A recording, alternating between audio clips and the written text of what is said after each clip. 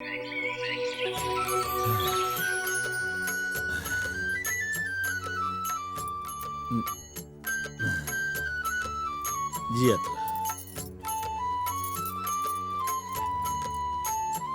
रह। पता न लोग कैसे कहलन कि बेटा के जवान होते माई बाप के कष्ट दूर हो जाला। अब हमरा के ठीक से सुतहू ना देबलो का? ए बबुआ, जवानी नींद में गवावे खातिर ना होला, बाप मेहनत मशक्कत करे खातिर होला। बाकी तोहरा बतौला से का फायदा? तोहरा पर तो कोनो असर होई ना। जैसे भैंस के आगे बीन बजाए भैंस बैठ पगुराए। ए बाबू, मोहन के भेजल पैसा से कितना दिन घर चली, और अब तो उनकर कोनो था हो पता नहीं खे। घर में पियाहल बहिन ससुराल वालन के अत्याचार से आके मैके में बैठल बाड़ी। छोटकी बहन के बियाहो करावे के बाद अरे कुछ तो शर्म करा। हाथ गोड़ तोड़ के कब तक बैठल रह बा? समझत काहे नहीं खा? माई केहू के आंसू और दर्द के असर त तहरा ऊपर होखे वाला नहीं खे। ए माई, तनी प्योर दूध में अदरक डाल के कड़क चाय बनाओ तो। अरे भाई बाबूजी के भाषण सुन के तो माथा फटता रे बाप। ए अदरक के चाय पिए वाला बाबू, सुना, एक घर में रहे के बा त तनी देह चलावा और रोकड़ा कमावा। ये हरि प्रसाद के धर्मशाला नहीं खे। रउआ ठीक कहत हुए, ब्रिज बिहारी सही कहत हुए। और राजा बदे एक जगह हम नौकरी के बात करके आए थे। बैठा। एक मिनट रुका, कार्डवा कहाँ गई? ई पकड़ा, यहाँ जाया, कंपनी के मैनेजर से बात किया, काम हो जाई। और सुना, ई मौका चुके जिन। सराफत चाचा, बोला बेटा। ये लंबा रास्ता छोड़ा, कोनो शॉर्टकट रास्ता बताओ करोड़पति बने के। ने सुन चाचा, अगर तुहरा भेरी कोनो रास्ता निखे तो हमसे कहा, हम बताई। बका हमरा खातिर ऐसा लड़की देखा कि दहेज में लाखों रुपया नगद दे, फ्रिज, वॉशिंग मशीन, नया मॉडल के कार, साथ में जनरेटरों ले आवे, तब देखा खेला। सुना, हाँ? ख्याली पुलाव पकावल छोड़ दे। ऐसन कौनो मूर्ख बाप न हुई जो तोरे संगे बिया करके अपन कर्म खूटी। अरे चाचा, ये हिंदुस्तान जैसन महान देश में कौनो तो लड़की होई बहुत सुंदर, पढ़ल लिखल, बहुत पैसा वाली, आ ऊपर वाला जब पैदा कैले बाड़े त धरती पर हमरा खातिर कौनो न कौनो परी जरूर भेजले हुई है।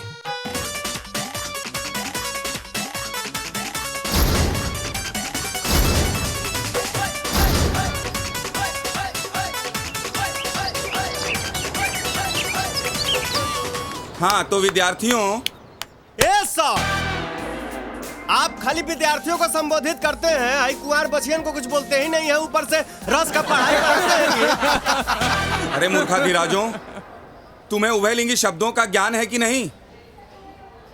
चुपचाप शांति के साथ बैठो। हाँ, तो पिछले हफ्ते हम लोग कहाँ थे? श्रृंगार रस में गोते लगा रहे थे।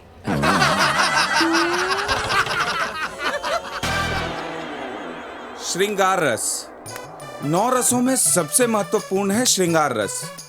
श्रृंगार रस और नारी का चोली दामन का साथ होता है। क्या समझे आप लोग? हाँ हाँ सर, समझ गए। हाँ बोलो, क्या समझे?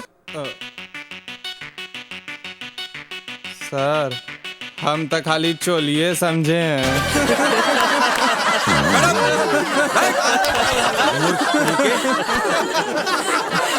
शांत हो जाओ सब लोग, मैं तुम्हें समझाता हूँ। एक कुमलांगी नारी जब 16 श्रृंगार करके अपने प्रियतम के दिल में प्रेम रस का संचार करके, सुश्री राधा गोवर्धन दास, ये सुप्त स्वर में क्या वार्तालाप हो रहा है? ये पूछ रही थी कि सर जी का श्रृंगार रस खाली क्लास में ही चलता है कि घर में मैडम जी भी 16 श्रृंगार करके सर जी के दिल में प्रेम संचार करती है। कन्याओं, अपनी मर्यादा की सीमा का उल्लंघन मत करो। तुम अगर सेठ गोवर्धन दास की बेटी नहीं होती तो अभी इसी वक्त तुम्हें कॉलेज से बाहर करवा देता। अभी अविलंब तुम दोनों कक्षा से बाहर जाओ। यहाँ श्रृंगार रस में विभत्स रस मत घोलो। चलो जाओ। ए सर, आपने 2 को बोला निकलने के लिए, 4 को निकल गई सर जी। अरे हाँ चला, तुम ठीक है बोला। गुरुजी हम होंगे कुछ पूछे क्या हो? जाओ जाकर राधा गोवर्धन दास से पूछो। ना ना सर, ये आपका शेष है, आपसे पूछेगा सर। सर मुझे भी पूछना है। तुम भी जाओ, निकलो। अरे जो सर साला जा सब ठीक है गुरुजी। मूर्ख कहीं के, श्रृंगार रस में विभत्स रस घोलने पर तुले हैं सब के सब। सर 1 मिनट हमारी बात सुनिए। एगो कहावत कहल बा कि कतनो करबा जादू टोना बबुआ रही है वही कोना। अरे वह झूठो के समय अपन बर्बाद के लिए बनी। हम ना पढ़ब, हम जात नहीं इधर ही किताब रुआ काम में आई जाई। अरे चलो सर। अरे कक्षा पूरा नहीं हुआ अभी। अरे बाप रे बाप, प्रोफेसर बटुकनाथ से जान छूटल। उनकर श्रृंगार रस सुनत सुनत तो जैसे कान जाम हो गई। घर में मेहरारू घास न डालत हुई और यहाँ लेक्चर दे दे के ओकर असर देखेलन। अरे देहले लाला से हमरा एगो बात याद आ गई।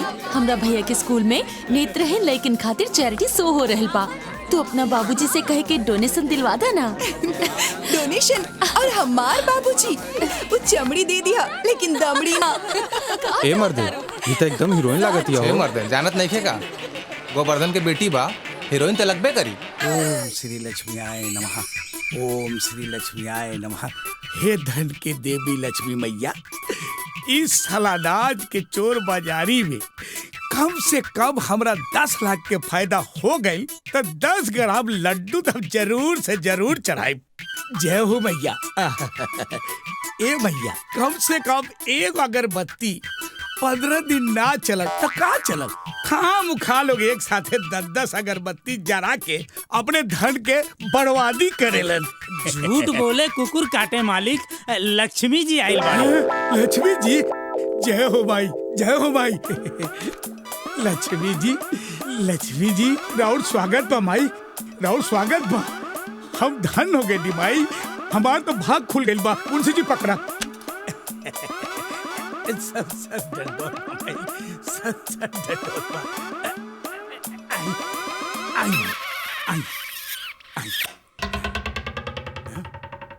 मुंशी जी। जी मालिक। इस सुबेरा केकरा के हमरा सामने खड़ा कर देला। कहता इनकरा से कि पहिल का हिसाब चुकावत फिर दूसर मांगस। तोहार मुंह में पिलवा पड़ी सूदखोर गोवर्धन दास। हम हिसाब चुकावे खातिर आइल बानी तोहरा दुआरी। हैला सूद सहित पैसा। हमार नाम लक्ष्मी है, लौटाओ हमार गहना। हाँ ठीक बा, तू बाहर बैठा, हम तोहर गहना लेके आवत बानी। जय हो लक्ष्मी मैया।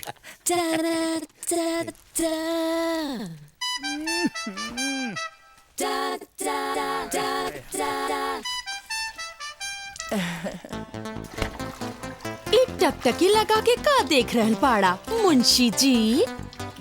हम ई देख रहल बानी कि जवानी के रेल जब तक तेज ना चले ना मजा ना आवत। वाह वाह वाह, यह स्पीड बनौले रहा, गाड़ी मंजिल तक जरूर पहुंच जाई। के 5000 के 786 रुपया।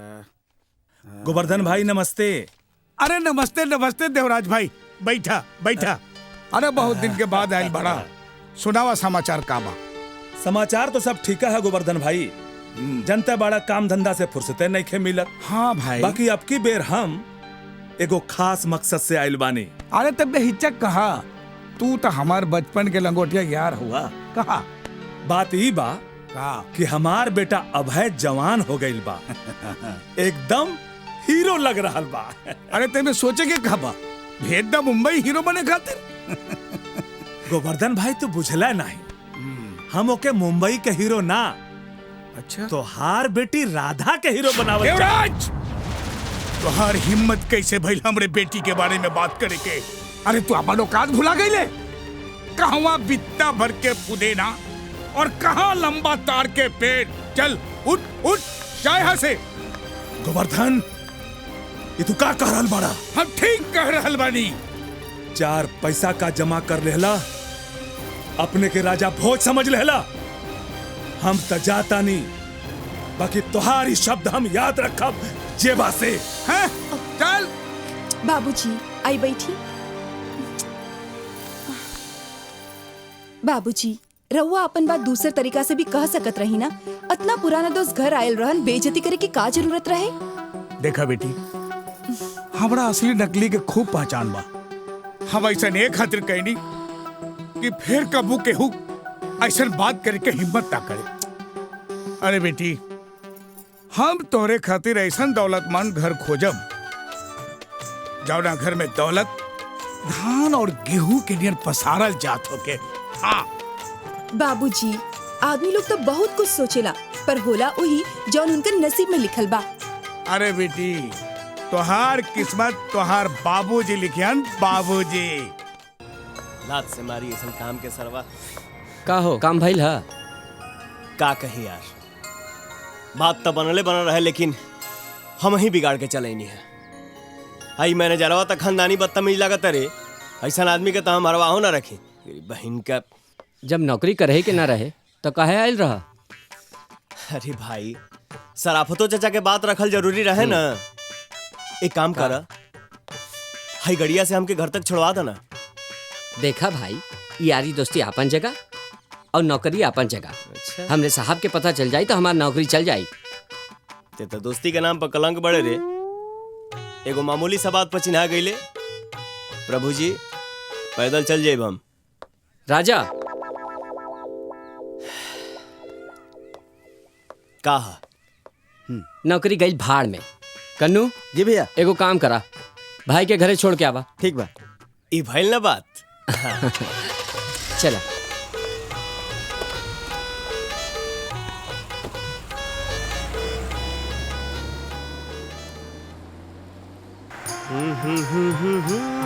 ला ला ला ला ला।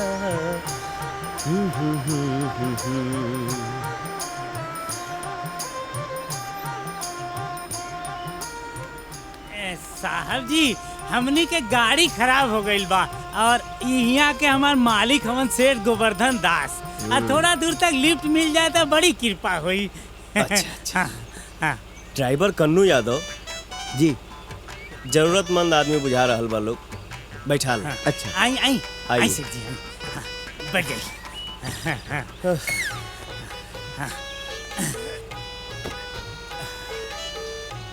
धन्यवाद बेटा। बैठिए। चल, दुनिया कहां से कहां चल गई, लेकिन इंडिया उहे के उहे बा। हाँ, एक चीज हमरा बहुत पसंद बा, यहाँ के संस्कार। हिंदुस्तानी लोग अपना से कम औकात वाला के भी साथे बैठावे उठावे में भेदभाव ना करस। लागत है बहुत लंबा चौड़ा कारोबार बढ़ाओ, बहुत तरक्की के लिए बना। हाँ, अब कारोबार के लंबाई चौड़ाई नापे के हमरा कहाँ टाइम बा। आज लंदन, काल मलेशिया, परसों दुबई, नरसों जापान। अच्छा। लाखों नौकर चाकर लोग कारोबार के संभालेला। बस आ गई नीजा। अरे रुको अरे नहीं चल रुआ, टेंशन मत लीही, आपके घर तक हम छोड़ब। चलिए, एकदम ठीक। निश्चिंत बैठिए। हमरा रुआ से मिल के बड़ा खुशी भाई। इतना बड़ आदमी होके भी इतना शराफत, कितना खुशी के बात बा। रउए साथ रुए कार में बैठ के हमारी इज्जत बढ़ गई। अरे ऐसा कोनो बात नहीं है। रोकी बस आ गए हमार घर आ गई। एहो भाग हमार यदि रउआ हमरा यहाँ चाय नाश्ता करके देती। रउआ घरे तो मिनरल वाटर हो ही नहीं। उका बाकी हम मिनरल वाटर से ही बनल चाय पिहिला, काहे कि सादा पानी हमरा हेल्थ के सूट ना करे। मिनरल वाटर की चाय सब लक्ष्मी मैया के कृपा बा। ई कोनो ऊंचा पेड़ के फल बुझाता, तब तो ये रसगुल्ला भी छील के खात होगी। एके से बढ़िया दामाद टीवी अखबार वाला भी ना खोज के दे सकास।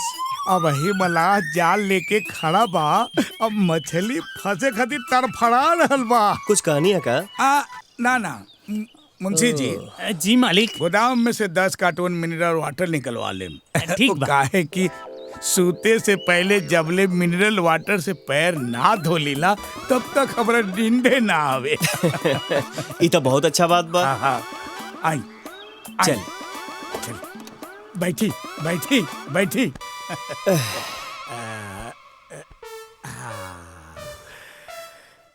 माफी चाहता नहीं, हमरा और नाम पूछ सकीला?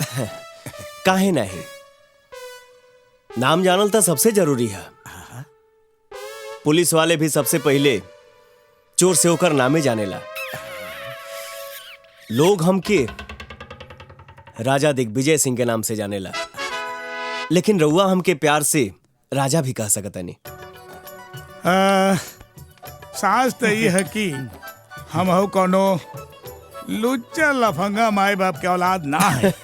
हमरो यहाँ पानी में ना घी में दाल पकावे के खानदानी परंपरा सैकड़ों साल से चला ला रहल बा। बस 2 दिन दाल बनेला मन।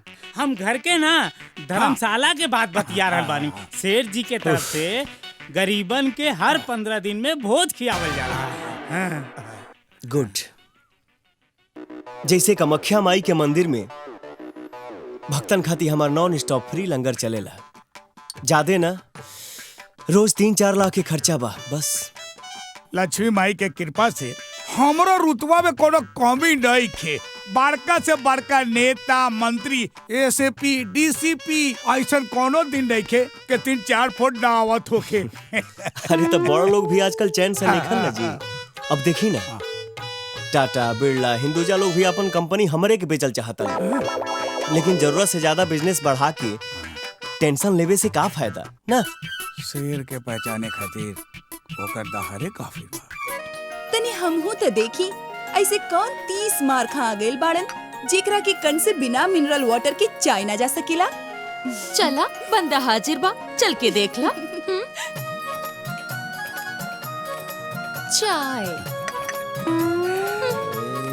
नौकरानी है। हाँ, चाय पी पी चाय।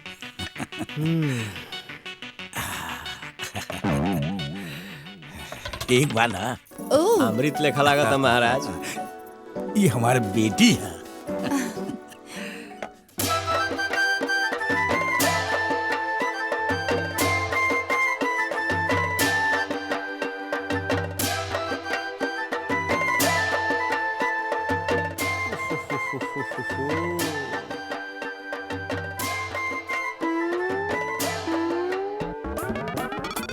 बुझावे से तो अच्छा बा कि हम अपन मन के बात कह दी। राजा दिग्विजय साहब। हाँ जी। हम रघुआ के अपन दामाद बनावे के चाहत बानी। ये कैसे हो सकता?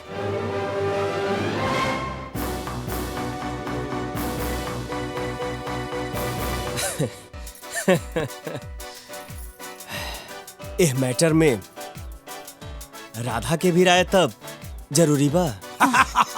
अरे जौन हमरा पसंद वो हमार बेटी के पसंद। बस रउआ हमरा बेटी के अपन जीवन साथी बना ली। ये सारा धन दौलत जगह जमीन ये सब रउए तबा। अरे एक गो तो बेटी बिया हमार। अच्छा रास्ता चुनला ससुर। बेटा राजा, तोरा हाथ के लकीर तो नेशनल हाईवे बने जाता रे। का सोचा तनी हम कोनो गलती कह देनी का? हम यही सोच रहल बानी, मान ली भगवान मत करस, लेकिन काल होके हमार सारा कंपनी बंद हो जाए, हम कंगाल हो जाए,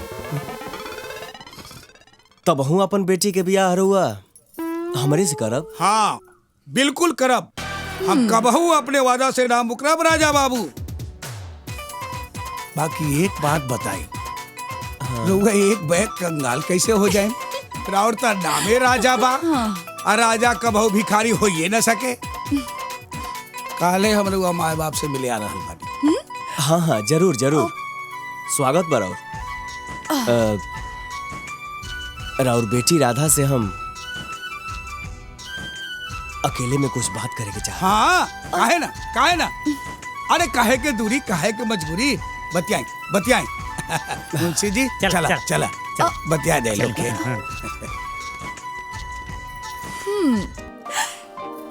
हाँ तो राजा जी तू इतना बड़ा आदमी बाड़ा ये तो हमरा के पता ही नहीं खे। अब तो तहार बाबू हमारा घर से घूम के आई हैं तबे पता चली। सुना हाँ? 100 बात की एक बात, तू हमके पसंद बाड़ू। हाँ जवान आदमी मिनरल वाटर के बिना चाय ना पिया वैसे चाय कैसन लागल? बहुत अच्छा, बहुत टेस्टी, मरे के दिन तक याद रही। जरूर याद रखी हा, काहे कि ई चाय हमरा गांव के ओ कुआ के पानी से बनल बा जेकर पानी पियल मना बा। ऊ पानी पी के हाथ मुंह गोड़ सब टेढ़ा हो जाला, समझ लेना। समझ गई ले। दिल्ली जंक्शन दूर बा, लेकिन इतना भी दूर नहीं खे जे पहुंचल ना जा सके। बाय, जल्दी ये मुलाकात हुई। आज मिली काल मिली, सुनत महीन मन बीत गई, लेकिन कौनो फर्क ना पड़ल भोंपू बजाई के। सेठ कंछेदी लाल जी, मजबूरी बा, आदमी इंजाम में लागल बा। जैसे पैसा आई सबसे पहले रउए के दियाई, भरोसा रखिए। अरे ब्रिज बिहारी, हमरा तो अब तनिको भरोसा नहीं खेराई गई। आज तो हम अपने पैसा नहीं के जाए। का हो कंछेदी लाल, का बोलत रहा हमारा बाबूजी के? हाँ, अलाउद्दीन के चिराग लेके बड़ा का जरा कर देबा, लेके चल जीबा। भोजपुरी ना बुझाए, बहुत जल्दी तो हर पैसा दिया जाए। बहुत जल्दी कवनो चमत्कार होके वाला बा। हमके तो लागत है कि बिना जानले यहाँ से खिसकी है ना। सुना? हाँ? सेठ गोवर्धन दास के नाम सुनले बड़ा? उनकरा के ना जाने। उनकरा से तोहार का कनेक्शन? उनकरा से हमार परमानेंट कनेक्शन होके जा रहा है। वो कैसे? बहुत जल्दी हम उनकर दामाद बने वाला बने। लागत बा गरीबी और बेकारी तोहरा दिमाग के नस ढीला कर देले। अरे बबुआ, ई अलूल जलूल सपने देख देख के चाहे अपना मन पुलकित करो। अरे तू इंद्र भगवान की कुर्सी पर भी बैठ जा, हमका का? अरे हमका था बस हमार पैसा चाहिए। तजा रास्ता ना पा 1 महीना के बाद लेके जाइए, ठीक ना? फुल एंड फाइनल। ठीक बा, अरे याद रखा, ओकरा बाद हम कुछ ना सुनब भोंपू बजाई के। ए राजा। हाँ? अरे का नाप सनाप तू सेठ गोवर्धन दास के बारे में बोल रहल बाड़ा? बाबूजी, हम सच कह रहल बानी। काल सेठ गोवर्धन दास अपना बेटी के रिश्ता लेके यहाँ आ रहल बाड़न। हाँ? हाँ। ए माई, हाँ? अरे तू रोज रोज बस अड्डा गइल बंद कर। काले को बहुत बड़ हस्ती आवे वाला बाड़न, और तुम्हारी हाल देखिए तो का सोची है माई? जब इतना चिंता बा तो खुद ही जाके अपन भाई के खोज पता लेके काहे नहीं खे आवत? अरे बेटा, तू का समझ बा माँ के दर्द? हाँ?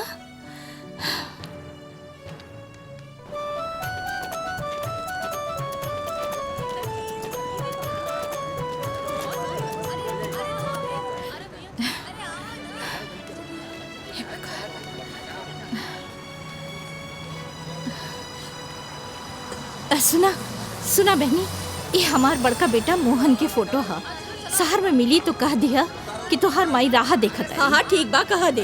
ए भैया, बचवा, अरे तनी हमरी बात सुना बेटा। रामाशंकर, तू तो शहर जाता रहा, तनी हमार मोहन के पता खबर ले आवा। तोहर बड़ी मेहरबानी हुई बेटा, तोहर बड़ी मेहरबानी हुई। ई रहा होकर पता जरूर खोजी है बेटा, जरूर खोजी है। अरे चाची, हम तो खाली 2 दिन खातिर जा रहल बानी, हमरा इतना टाइम कहाँ मिली कि हम ओकर पता लगाई। वैसे हूँ 2 दिन में हमरा बहुत काम करे के बा। ना बचवा, अरे ओकर राह देखत देखत तो हमार आँख पथरा गईल। ना जाने ई जिंदगी में ओसे मुलाकात होई कि नहीं। ठीक है चाची, हम ओकर पता लगावे के पूरा कोशिश करब। जियत रह बेटा, जियत रह।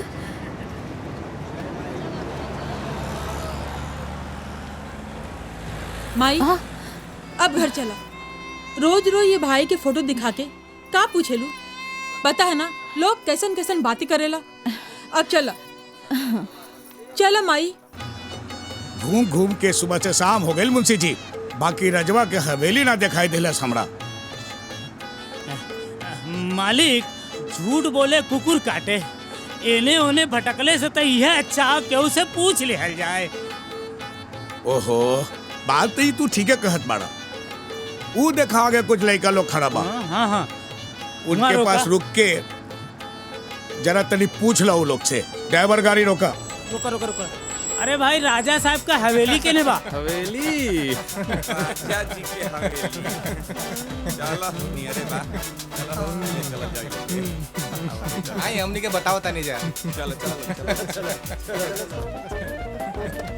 अरे बैठे दे रे। हट। अरे हट। चला मिठाई देख मिठाई। बबुआ लोग को बात बतावा, तू लोग हंसत कहे? अरे हंस ही के ना बात बा। रउआ राजा जी जैसन जानल मानल आदमी के पता पूछ रहल बानी। गांव में 20 कोस दूर दूर तक एगो दूधो पियत लड़का से पूछब ना, राजा जी के दुआरे तक ले जाके छोड़ी। अच्छा। गांव में नया बुझात बानी रउआ। हाँ नया बानी हमनी के। चली हमनियों के ओनिए जात बानी जा। बस सोचे चलत रही। अगला मोड़ से दाएं मुड़ जाई, आइजा से बाएं मुड़ जाई। आज सोचे चलत रही, आ गइल राजा जी के हवेली। मालिक रोकी। खुदली पहाड़ निकलल चूहा। रास्ता में कोनो तकलीफ तो ना भइला? चली ना, आई बैठी।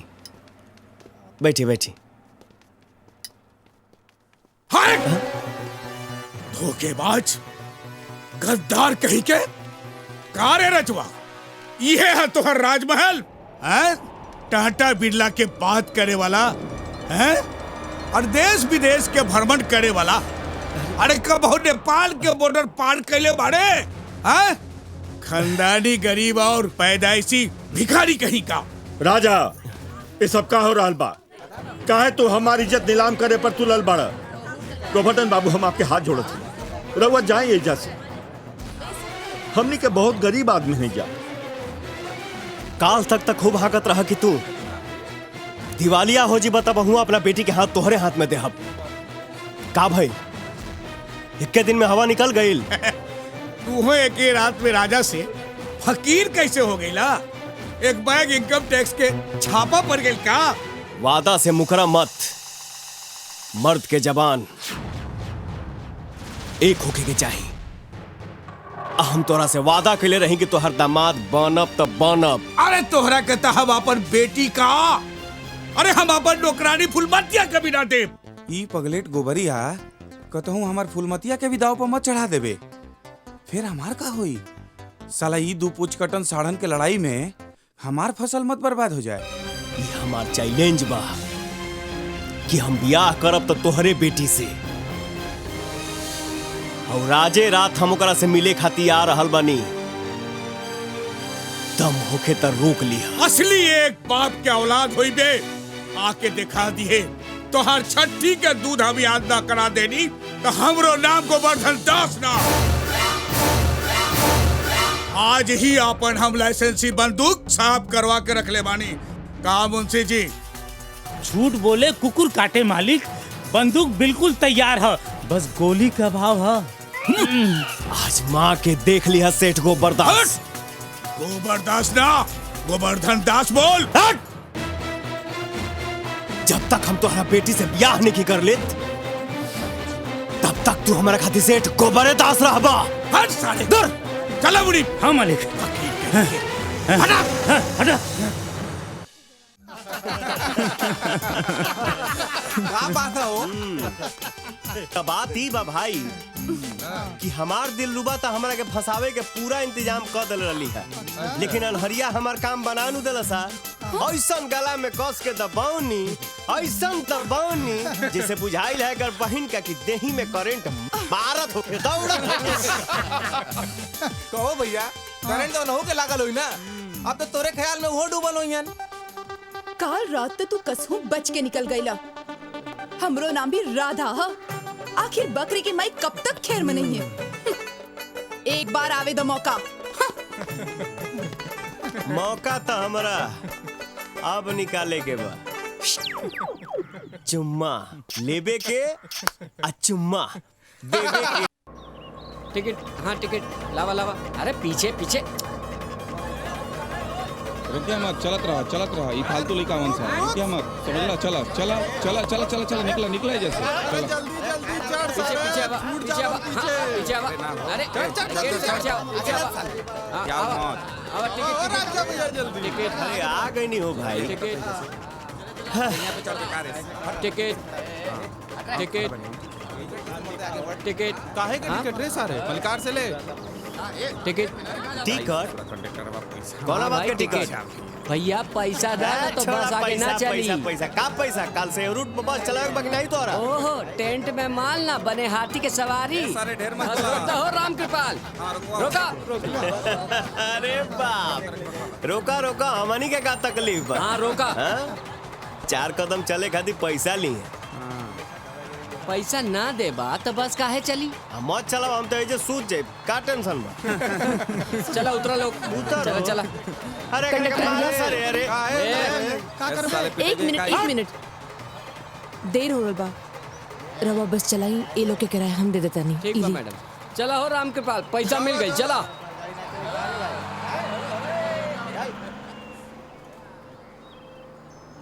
ई मत समझिया कि तोहार पैसा लौटावे खातिर हम मोबाइल नंबर और पता मांगब। हम रवा से कहा कुछ मांगत पानी, लेकिन रवा के भी मदद करे के चाहिए नु। हमरा से मदद के उम्मीद तो हमार घर वाले ना रखस, त तू का करबू? ए सवांग, रोका रोका रोका, अब उतरा था नहीं जा, सेवा समाप्त हो गई। चला चला सरे बड़ी। हाँ चला चला, हाँ चला चला सरे जल्दी जल्दी। चला जल्दी चला चला, सारे के सबक तो जरूर चला चला हो।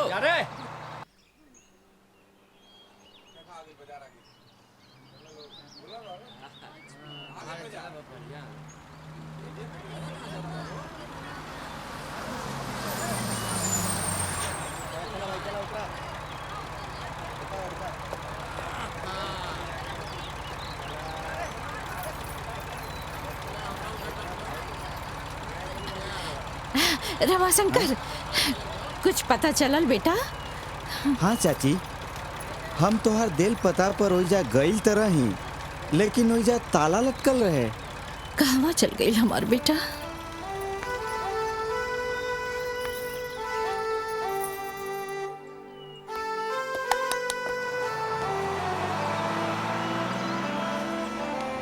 बेटी, इनका के शहर में कहीं देख लू होगा?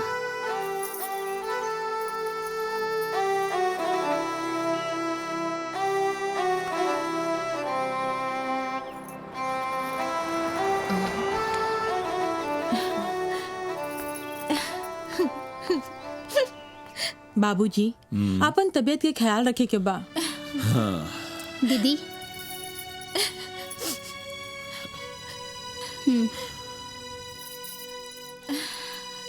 माई,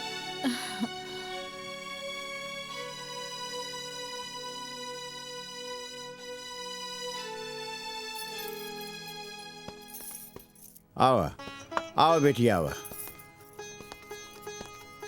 ब्रिज बिहारी, आप कहले रहे ना ऊपर कमरा दे किराएदार चाहिए? हाँ हाँ, इनसे सब बात हो गई हो। ये गंगा देवी हैं, स्कूल में टीचर हैं, यहाँ ट्रांसफर होकर आए हैं। नमस्ते। खुश रहा।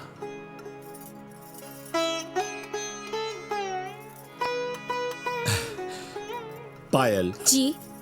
ले जा इनकरा के ऊपर सब कुछ दिखा दे,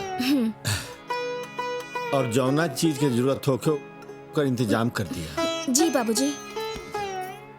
धन्यवाद। खुश रह।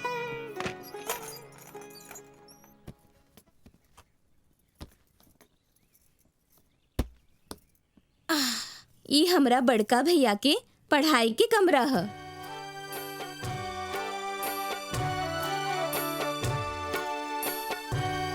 जब से भैया शहर गए बाड़न तब से ये कमरा बंद पड़ल बा।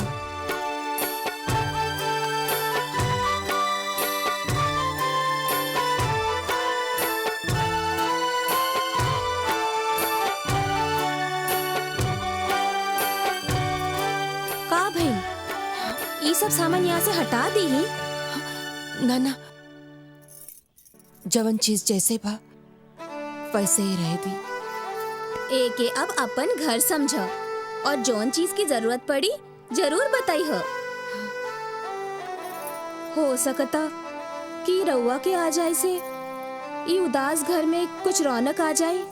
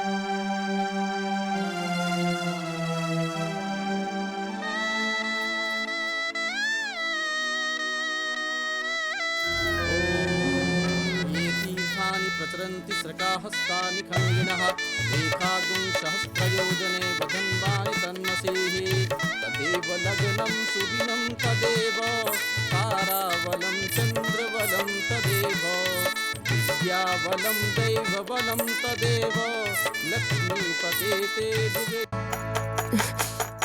गंगा जी, गंगा जी,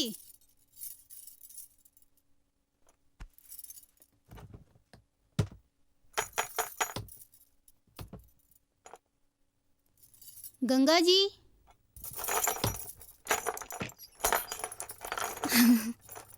रउआ थक गई हुई ही, चल के खाना खाए ले ही फिर आराम करी। रवा चले, हम आवत बानी। तनी धूप बत्ती दिखा ले। ठीक बा।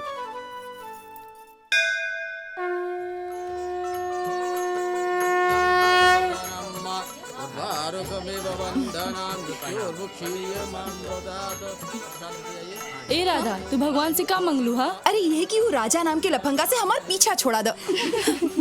अरे तू यहाँ, तू काहे हमार पीछे पड़ल बाड़ा यार? प्लीज भगवान खातिर हमार पीछा छोड़ दो। हम हमेशा खातिर तुहार पीछा छोड़ दे। बस 3 बार हमके तू आई लव यू राजा कहता। ए राधा, भागत डाइन के झाड़ुए सही एकरा के 3 बार आई लव यू कह के पेन छुड़ाला। ठीक बा, लेकिन ई याद रखी है, एकरा बाद तू हमरा के कब्बो परेशान न करबा। हमरा शर्त मंजूर बा। बोल ना। जल्दी बोला। हाँ? बोल राधा, बोल ना। बोला ना। I love you Raja. I love you Raja. I love you राजा। आज से हमार तुहार रास्ता अलग।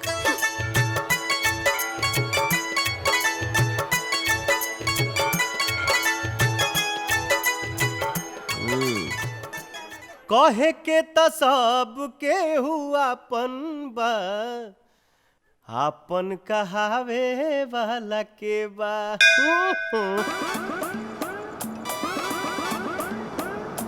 हाँ?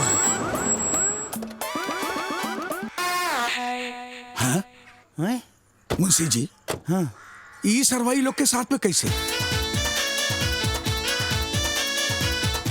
कौआ के भगावा तक कौआ भी अपन बेइज्जती याद रखेला। ई साला कौओ से भी गेल गुजरल बा। सारा खेल गुड़ गोबर न बना देवे सरवा। मालिक, जैसन वाटर प्रूफ जूता और फायर प्रूफ ईटा वैसे ही बेइज्जत प्रूफ आदमी हो। के आवत दही। प्रणाम। आई आई आई चली चली चली। हाँ चले।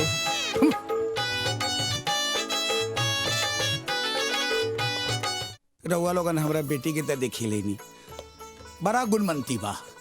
घर के काम काज पढ़ाई लिखाई ए में तेकर कोई हाथे न पकड़ सकेला।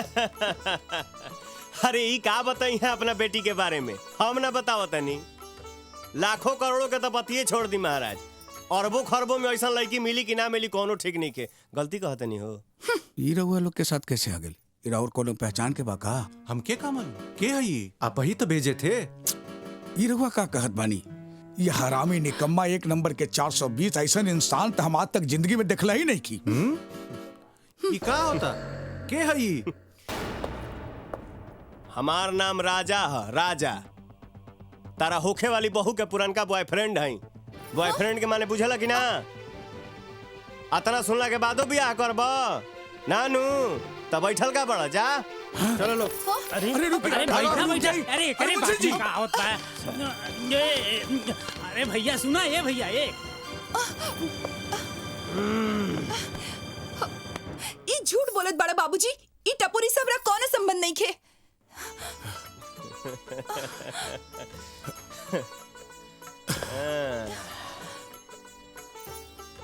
आखिर हमरा तोरा से का दुश्मनी बा? ना का भी करले बानी हम तोरा के? तोहार गेहूं कटले बानी जे हमरा पीछे हाथ धो के ना नहा धोआ के पड़ गईला का है? अरे घर आइल मेहमान चल गई। अरे हाँ तो बढ़िया ना भाईल। अरे वो सच्चाई जाना तनी का बा सच्चाई? हम और राधा एक दूसरे से जान से ज्यादा प्यार करेला जा। विश्वास नहीं खे तो हईली है सुनावा तनी। जमाना कितना आगे बढ़ गई बा, हमें रिकॉर्ड कैले बानी हम। सुनी। I love you, Raja. I love you, Raja. I love you, Raja. आ तू हमरा बेटी से ब्याह करके सपना कैसे देख ले? गोवर्धन दास की बेटी से? चल भाग यहाँ से, चल भाग यहाँ से। खरा खरा मुंह का देखत बारे। चल जो न तो मार मार के बुखार उतार दे। चल। बहुत बेइज्जती कर रहे हो यार। भाग भाग। कंछेदी लाल जी, अब कर्जा उतारे के तो हमरा एक के उपाय बुझाता कि शिव मंदिर के पास वाला जमीन रउआ ले ली ही, हमरा कर्जा से मुक्ति मिल जाए। अरे हम व्यापारी आदमी ऊ बंजर जमीन लेके का करब? अरे बंजर जमीन और बांझ औरत से केहू के सुख ना मिली। हाँ। और एक बात कान के ढक्कन खोलकर सुना, हम एक हफ्ते का टाइम देते हैं, वरना हम अपना हिसाब से कार्रवाई करब भोंपू बजाई के। हाँ।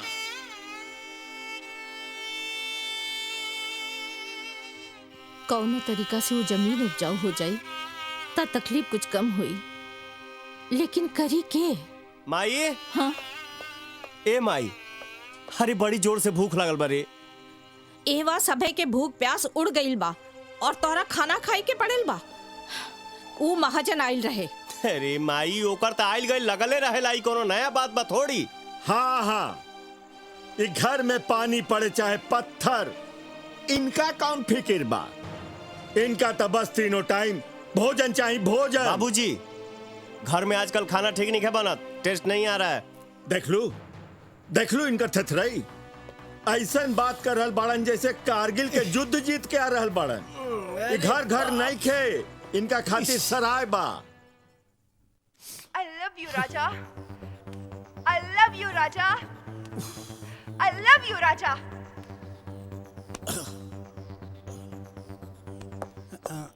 प्रणाम चाचा जी। गोवर्धन भाई, तू हमरा के भले बेशरम समझा, लेकिन हम हमेशा तुहार भलाई चाहिए। ये हम जाना तानी कि तू हमरा के बैठे के भी ना कहबा। बैठ जा बेटा। जी जी। ई बड़ा दुख के बात पाए चाचा जी कि राधा के जे भी देखे आवेला ओकरा हाउ 2 टका के रजवा बतावेला कि ऊ और राधा दोनों जना प्यार करो तारे सा। वैसे बिना आग के धुआं भी ना उठे चाचा जी। अरे बस भी करा, तू ना बाप बेटा जरल पे नमक छिड़के आयल बड़ा। ई राउर का खुशकिस्मती बा कि हम झूठ रोटी भी चबाए खातिर तैयार बानी। अब का कहले? गोवर्धन, तू लोग इज्जत खोर के साथ साथ ढेठ भी बहुत बड़ा। गेट आउट, चल जा यहाँ से। गोवर्धन, जान लिहा घायल शेर बड़ा खतरनाक होला। हमारा बेटा पर चलावल थप्पड़ तोहरा बहुत महंगा पड़ी। जे बात से चला बेटा। चल।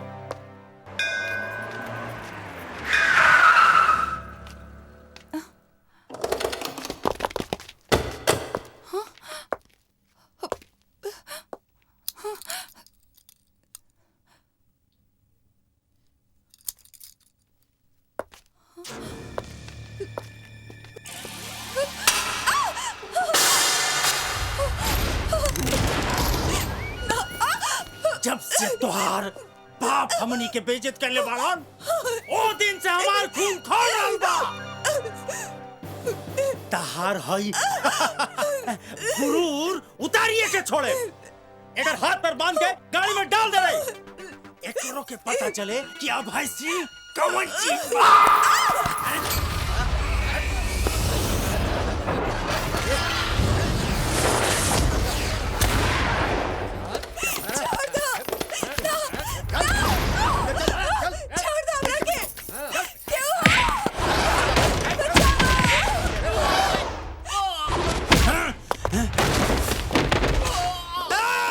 मार साले के।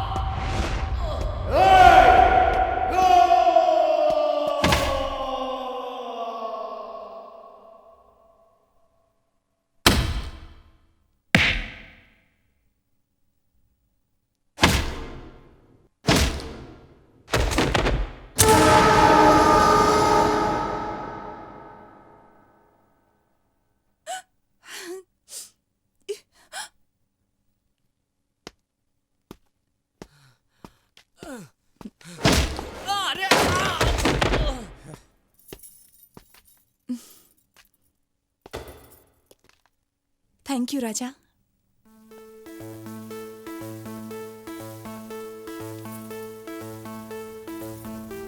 तोरा माई का लाइकी आवर तोरा बहन का हम सपना का देखता नहीं हरे। चलो लो खेत पर काम करे के बा। हाँ हाँ वो तो ठीक बा, लेकिन अभी तक पिछलका पैसा ना मिलल ह। पहले पैसा दा तब काम होई। बस अब की बेरा संभार दा लोग, अगला पिछला सब हिसाब चुकता हो जाए। तनी हमनी की मजबूरी समझे की कोशिश करा लोग, हमनी के बेईमान ना है जा। ता हमनियों के बेवकूफ नहीं खी जा। पहले पैसा दा तब काम होई। चला भाई, चला जा लोग। ए भोला, दूसरे के आश्रय पर ऐसे काम ना हुई। बाबूजी, भगवान ने दुदू को हाथ देले बड़न। हम सब आपन मेहनत से ऊ जमीन के खेती के लायक बनाएब। दीदी ठीक कहत बानी, भले ही टाइम लगे लेकिन वो जमीन पे फसल जरूर लहलाई। बेटी बाकी तू लोग काम करबू तब लोग का कही है? लोग ऐसे भी कहाँ चुप रहे बाबूजी। लोग के कहला से कुछ ना हुई। हाथ पर चलावे से किस्मत बदली।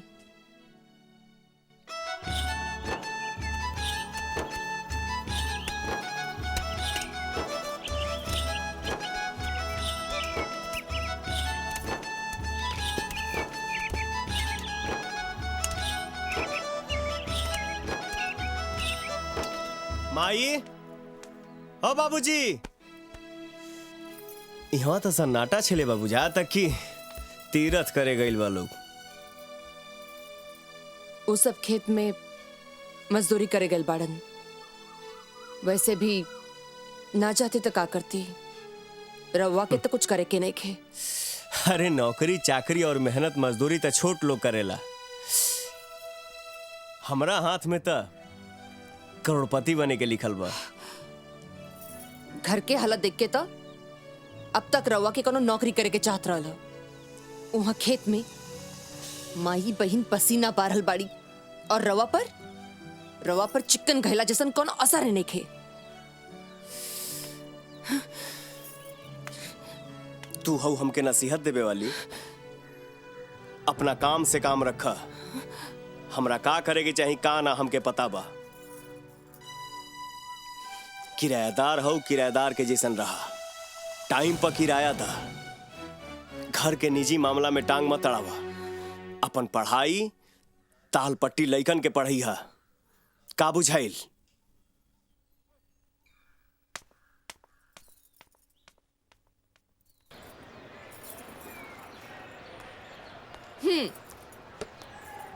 तो बच्चों, सूरज हर रोज उगता है। ये जितना सच है उतना ही सच है कि मेहनत का फल हमेशा मीठा होता है।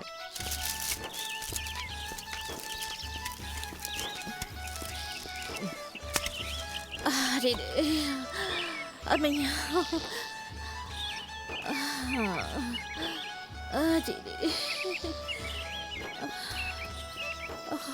अरे तू लोग बैठल काहे बाड़ू? काम करा ना,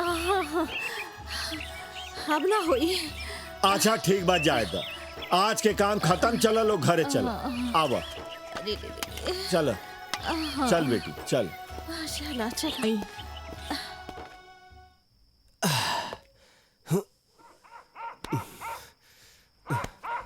ये जानता रखा थी कौन कौन कर्म करेगा पड़ी।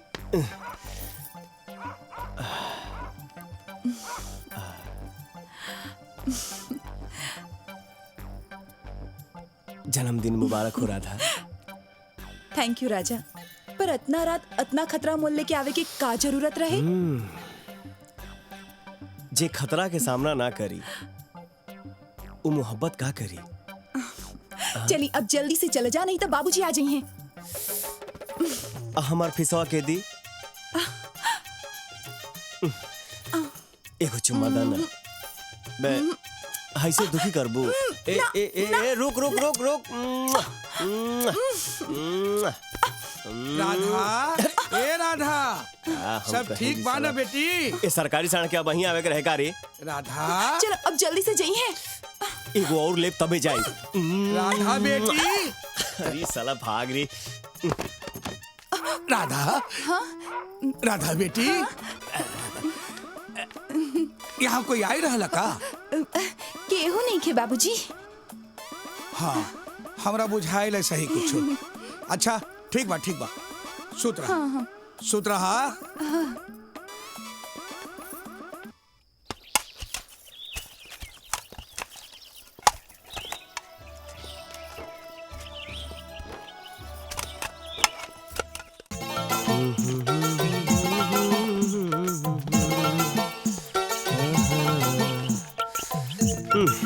हैली पंडित जी, मटर आइन देली है। ठीक बा। ए बउआ का लीलार तो बहुत चमका था। चतुर्वेदी जी, हाँ तनी हमरो हथवा देखी था, करोड़पति बने में कितना दिन रह गइल बा बताई। बबुआ समय तो बड़ा नजदीक आ गया बा। अच्छा, मगर बिना कुछ कैले रुआ कुछ ना होखी। एकरा खातिर रुआ कुछ करे के पड़ी। जरूर कहिए बाबा, रुआ बताई ना। करे के रुआ के यह पड़ी कि यहाँ से 2 किलोमीटर दूर पूरब की ओर एगो बंजर जमीन के 5 दिन तक 2 फीट तक गहरा कर दे हबनू तब बड़का खजाना मिली। चक्रम चतुर्वेदी जी, रउआ मुंह में चीनी के बोरा है बाबा। हो सकता है खेतवा कहीं हमारे मत होके। हईली मिठाई खाई बा घर हूँ ले जाई। चला सरे, चला सुखी रहा, सुखी रहा।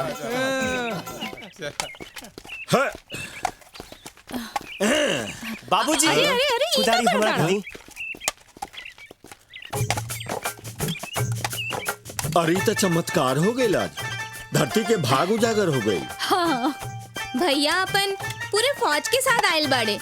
लागता आज जमीन के भाग पलटे वाला बा। ए बेटा, बेटा सुना, ये आज सूरज पश्चिम से कैसे उग गई? ये तो चमत्कार हो गई। अरे बाबूजी, चमत्कार तो अब होके जा रहल बा। सबके यहाँ खुलल के खुलले रह जाई। जब जमीन के नीचे से सोना चांदी के गगरी निकले लगी नू, तब देखो खेला। देख लिया। तू खूब मजाक करेला बेटा। अरे चला लोग खाना खा ली। चला चला चला सब लोग खाना खा ली। चाची, अरे इतना खाना में का हुई? अरे रुकी रुकी, हम अपना घरे से खाना मंगवा देते नहीं। अरे ललनवा, जा हमरे घरे से खाना ले आओ। हाँ, जल्दी आए। नमस्ते पंडित जी। नमस्ते पंडित जी, हमने के प्लान सफल हो गए। वाह वाह। राजा खेत कोड़े शुरू कर देलस जी। अब गलतफहमी या फिर करोड़ों के लालच में ही सही, जी लेकिन लागता के खेत कुड़ाई चाहिए। वाह बेटी वाह। पंडित जी, ई रही राउरे नाम। खुश रहा बेटी। धन्यवाद। नमस्ते। अच्छा, तो ये पूरा ड्रामा के डायरेक्टर मास्टराइन है।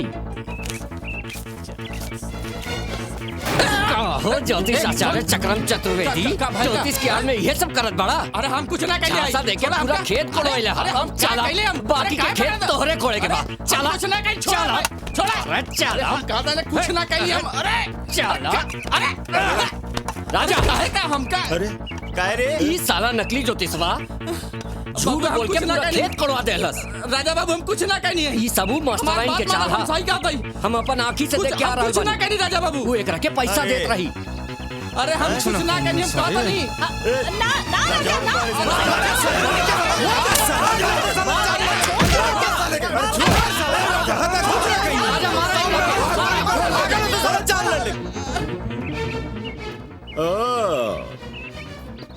तो ये धन के लालच में इतना खेत कोड़ात रहे हैं? तुहे कहीं कि इतना जोश जागल कैसे? आई देखा देखा अपना बेटा के। राजा राजा, सुना बेटा सुना।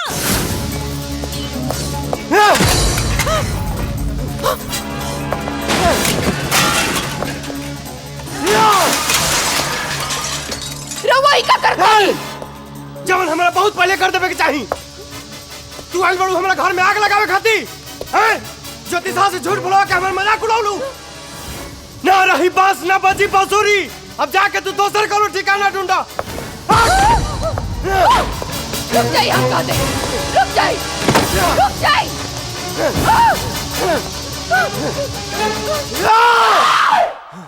रुक जाइए, रुक जाइए, हम कहते हैं रुक जाइए। सब सामान तो फेंक देनी रहुआ। अभी कलश से फेंक दी कलश। हम कुछ ना बोला हम, लेकिन फेंके से पहले ये जरूर जान ली कि कलश में बाका राउर भैया का अस्थि, राउर भैया का अस्थि, राउर भैया का अस्थि, राउर भैया का अस्थि, राउर भैया का अस्थि।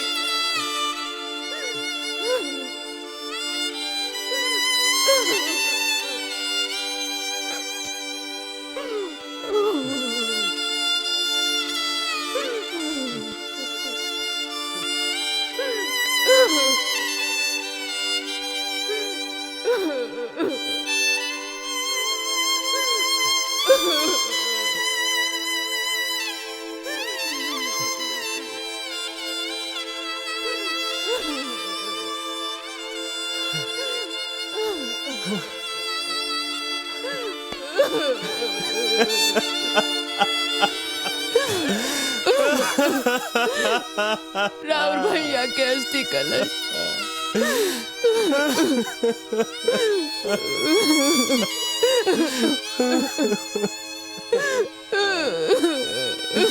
ए भाभी, हमके माफ कर दो।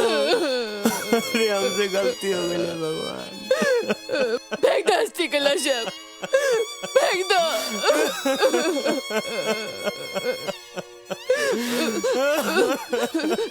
ए बबुआ, ए बबुआ, ए बबुआ, सुना, उठा।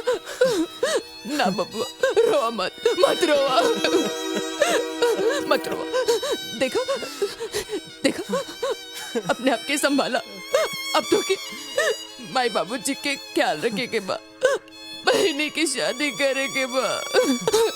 मत रोआ बबुआ, मत रोआ, मत रोआ बबुआ, मत रोआ।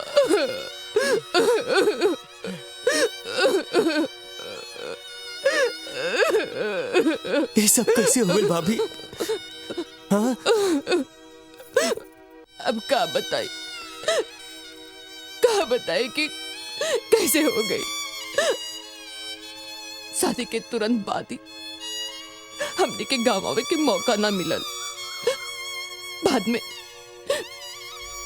बाद में हमने के गाँव आवे के पूरा तैयारी भइल रहे,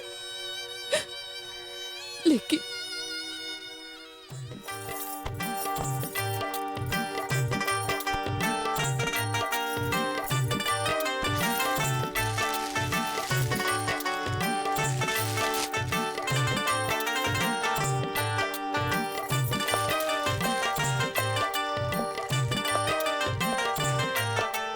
गंगा,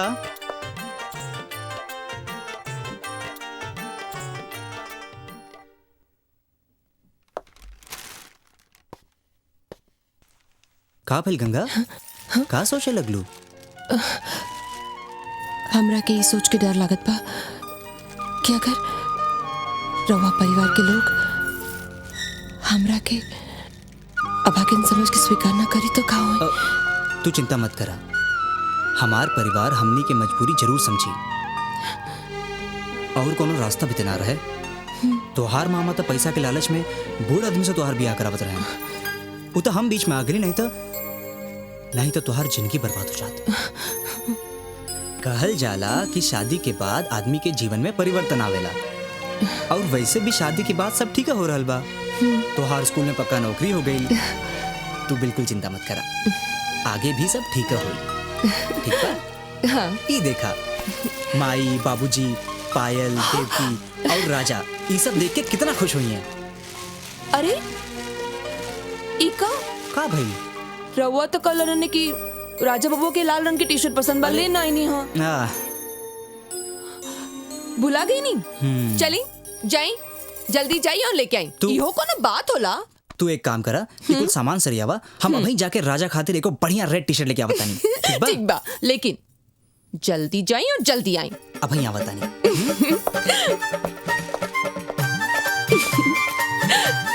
ना ना ना ना ना।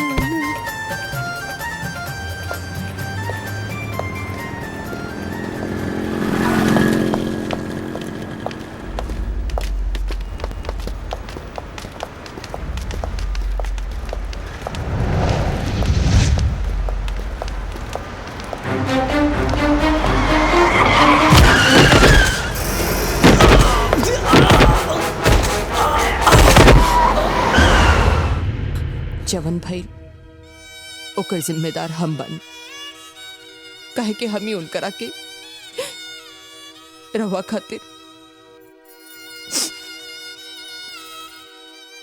ई लाल रंग के टी शर्ट लेके आवे खातिर भेज ले रानी। ये वो टी शर्ट बा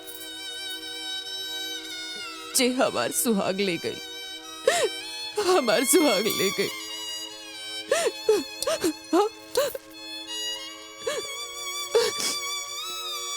ई हस्ती कलश हमरा वह सबे के सौंपे खातिर लेके आयल रहनी। लेकिन भाभी ये बात रुआ पहले काहे ना बताओनी? अब माई बाबूजी के हालत देख के हमार तो हिम्मते ना भई। रवा के भी खेत कोड़ी भेजे में हमार ये मकसद रहे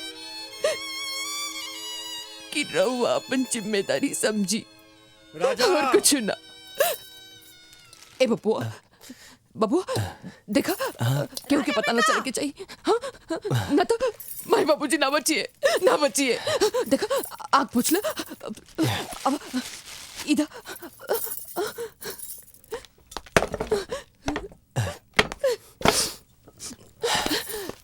ए राजा राजा अरे हाय देख राजा सब यही की करतूत हुई। निकम्मा कहीं का एक पैसा कमाए के नहीं खे। जवन 1000 रुपया महीना मिलत बा ये उहो को भी बंद करावल चाहत बा। अरे एकरा का मालूम एह घर का 15 दिन का राशन चलेला 1000 रुपया महीना से। चला चला उठाओ इनका सामान रख भीतर चला। हे भगवान अरे कैसन का पूत हमरा घर में जन्म ले ले बा। उठा उठा सामान चला उठा चला दी।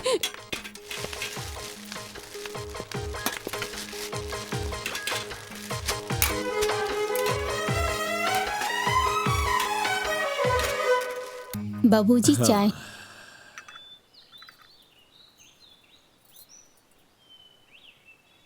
अरे भैया कहाँ गए? हम उनकरा बदे चाय ले आए रही। गईल हुई है कहीं आवारा गर्दी करे। उनकर चिंता तू लोग के बा आगे तू लोग के चिंता उनकरा नहीं खे। अच्छा एक काम करा खेत पर चले के बाद जल्दी तैयारी करा। जी बाबूजी। खुश रहा।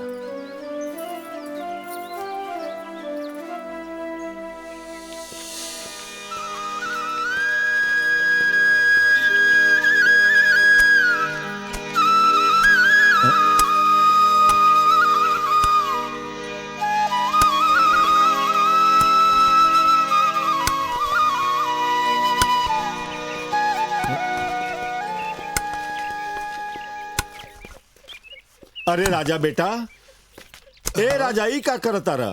बाबूजी हमरा रहते रुआ लोग के काम करे कोनो जरूरत नहीं खे। बस हमके बता दी कि का करे के बा कैसे करे के बा। हम बानी ना। अच्छा चलो बैठा बैठाओ बैठा। ई देखा ई ता वही ता खेत कोड़ता। अरे हाँ रे ई का। अरे राजा तू ई का करे लगला? शाहगंज के मेला नहीं के चले के का? ना भाई हैं तू लोग चल जा। हमरा खेत के उपजाऊ बनावे के बा मर्दे। जा लोग तू लोग जा। ए राजा जी हाँ एगो हमरो बात सुन ली। ई हथेली पे दूब उगावे से दूब ना उगेला। भाग पागल। ई जमीन देखत बानी रउआ ए पर कुछो उगाई ना उग सकेला। अरे हमके त बुझाता कि तोहरा पे जादू हो गइल बाबू मास्टर आई के। आज के बाद उनकरा बारे में कुछ मत बोलिया लोग, न तो हमारा से बुरा कोई ना हुई। एगो कहावत कहल है, जब से सूझे तब से बूझे। तू लोग जा मेला घूमे, हमके काम करे दलो। ठीक है बा चला लोग चलाओ चला लोग।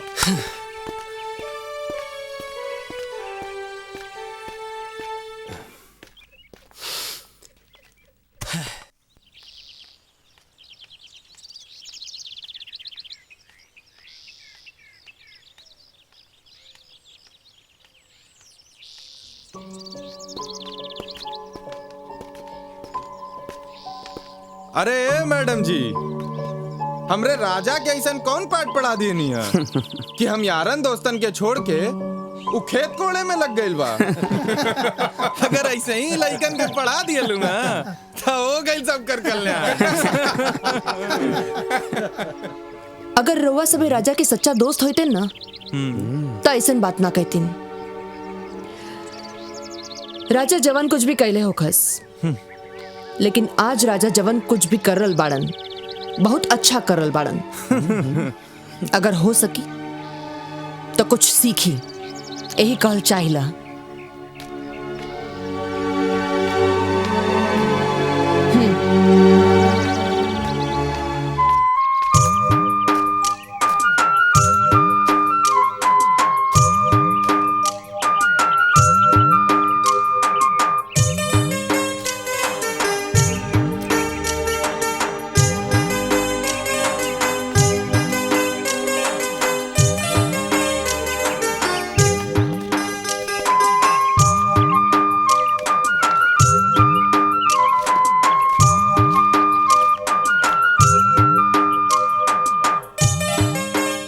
बाबूजी अभी खेत बोआए लायक हो गइल बा। हाँ हो, 1-2 दिन में बिया डला जाए। अरे तनिक रुका ब्रिज बिहारी जी, हम महबूब जाई के कहत हैं। इंतजार करत करत 1 साल बीत गई, फिर भी हम चुप रही। हम तोहार लोगन के मजबूरी समझत बानी, साथे साथे ई चाहत बानी तोहार कर्ज माफ हो जाई। ताका रउआ अपना कर्जा छोड़ दे हा? जब रउआ सबे ई खेत हमार नाम कर दे हम, तो हमार भी कुछ फर्ज बनी के ना। जमीन माई होले कंछे दिलाल है, और ये दुनिया में शायदे कोनो बगैरत बेटा हुई जे अपना माई के सौदा करी। हमनी के जमीन ना बेचब जा, और ये जमीन से हमारा परिवार के जो नया सफर शुरू भइल बा, अब हमें ब्रेक ना लगी। तू टेंशन मत ला, तुहार पैसा मिल जाई। याद रख राजा, अगले हफ्ते से सूद और सूद ब्याज के मियाद शुरू हो जाई, और हमका कोर्ट कचहरी जाने पर मजबूर मत करा। समझ गई नु, चला चला। राजा के सुधर जाए से सब कुछ बदल गई ले।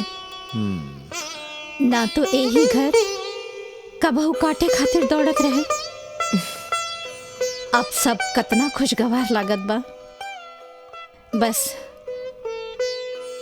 यही समय मोहन भी साथे रहित तो कितना अच्छा होइत।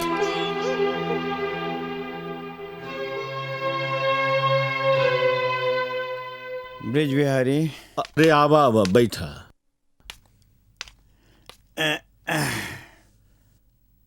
का बात बा शराफत भाई, बड़ा परेशान लग रहा बड़ा। कुछ बात नहीं ब्रिज बिहारी, रामनगर गए रहली। अच्छा, कौनो अच्छी खबर नहीं खे।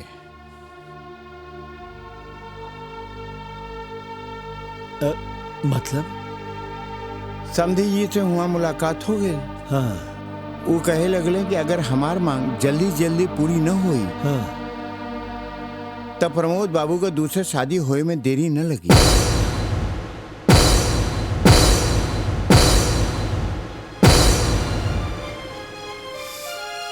राजा,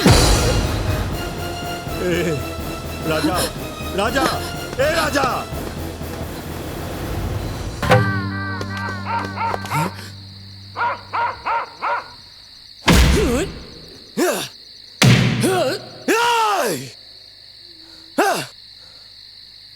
हम 2 मिनट रहुआ से कुछ बात करके चाहता नहीं।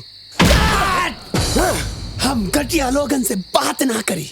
अरे तोरा से घटिया के होई रे? हमरा बहन के जिंदगी ते काहे बर्बाद कर रहल बाड़े? अच्छा, उनकर जिंदगी सवारे खातिर हम अपन जिंदगी बर्बाद करी?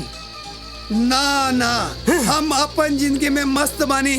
उनकरा के कह दे हमरा के बुला जास और अपन यारन के साथ मस्त रहे।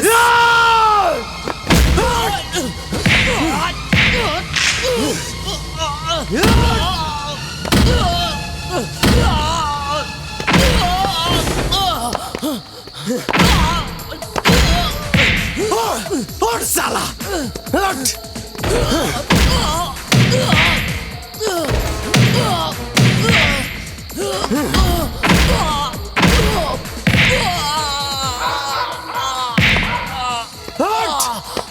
चल साला, तोरा का बुझाता है?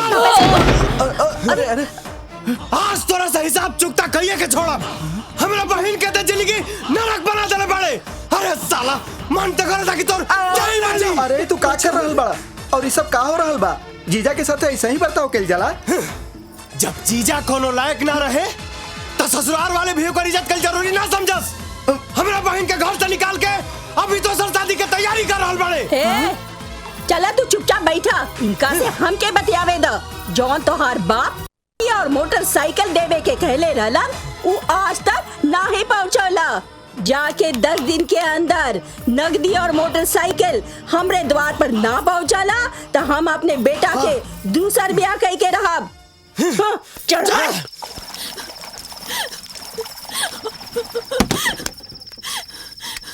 दीदी। हे अरे पगली छोड़ राजा, हमरा के मर जाए के दा। अरे ये तू का कर हम बानी? अरे अभी हम जिंदा बानी। लेकिन राजा तू लोगों का मांग कैसे पूरा करब? अरे पगली तोरा खातिर जमीन बेच दिया, घर बेच दिया, और से ना हुई तो हम अपन देश बेच दे रे। हाँ, आज जमीन बेच दी, कल घर बेच दी और परसों अपना आप की बेच दी। अरे लालची लोग की मांग कब पूरा ना हुई। उन लोग के अपना आप के बेच देला के बाद भी उनकर संतुष्टि ना हुई। तो आखिर का कल जाओ? दोसर कौन रास्ता बा? कानून के इंसाफ के दरवाजा खटखटावल जा सकत बा। अरे इस दिन कौन तो उपाय हुई जेकरा से इनकर घर बसावल जा सकेला। बाकी गंगा, कानून से केहू के घर ना बसे। अरे घर बसेला आपसी प्यार से, आपसी समझ से। माई, जब पानी सिर से होइए गइल बा ऊपर, तब कुछ न कुछ तो कर ही के पड़ी। कुछ ऐसन जैसे सांप भी मर जाए और लाठी भी ना टूटे। ए बापू, ए माई, हमरा दूसर शादी कराई दे ना। अरे वो आई रहल ना। ई देखो राजा आ गई, पैसा लेके आ गई। दीदी अब ते आराम से रहुए घर में, है ना? आज के बाद तोरा से केहू कुछ ना बोली। जो बहनी। अरे महारानी, दंदनाथ कहाँ जात बाड़ू? अरे बन के गिधर जाई किधर? आखिर आइलू ना। आ सुना, बहिन के तब पहुंचा दिहल। आऊ माल कहाँ बा जवन वो दिनवा वादा कह के गइल रहल? हम अपन वादा निभा रहल बानी। वाह, का बात बा। ई लो रुपया। अरे लावा लावा। अरे दे दो। रुक रुक, हम देखत तानी। अरे लो पैसा बा। भाई भाई, अरे दे तानी तोर के। ये ले। पैसा पैसा। पैसा ले आओ भैया। भैया, अरे आइए, का? बैठिए, बैठिए। ई जौन नोट के गड्डी तू लोग गिन रहल बाड़ा, ऊपर एसपी साहब के दस्तखत बा और गड्डी में केमिकल पाउडर डालल बा। एकरा से ही साबित होई कि रवा लोग लड़की वाला से दहेज खातिर पैसा ले ले बाड़ा। पैसा फेंक भाई। गड्डी फेंकला से का फायदा? हाथ में रंग लाग गइल बा। आप लोगन पर दहेज के आरोप में केस दर्ज हो गइल बा। अब पूरा परिवार जेल के हवा खाए खातिर माई तैयारी करा जाए। हमनी के माफी दे दी सरकार। हमनी के बचाई, भूल चूक माफ करी। अब ऐसन गलती दोबारा ना हुई। हाँ सरकार, हमनी के माफ कर दो सरकार। अब कवनो शिकायत का मौका ना मिली सरकार, ना मिली। बच्चे के चाहत रहा ना तू लोग, तो जल्दी से पे दस्तखत करा।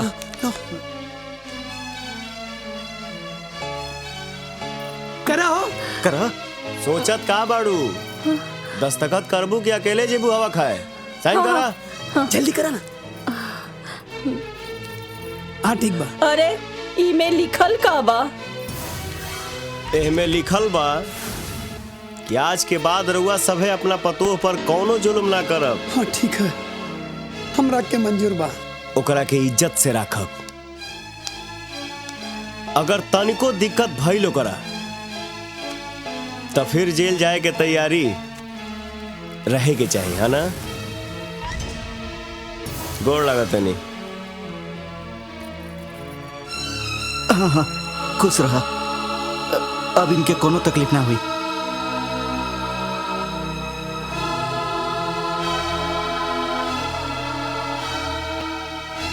जाता नहीं।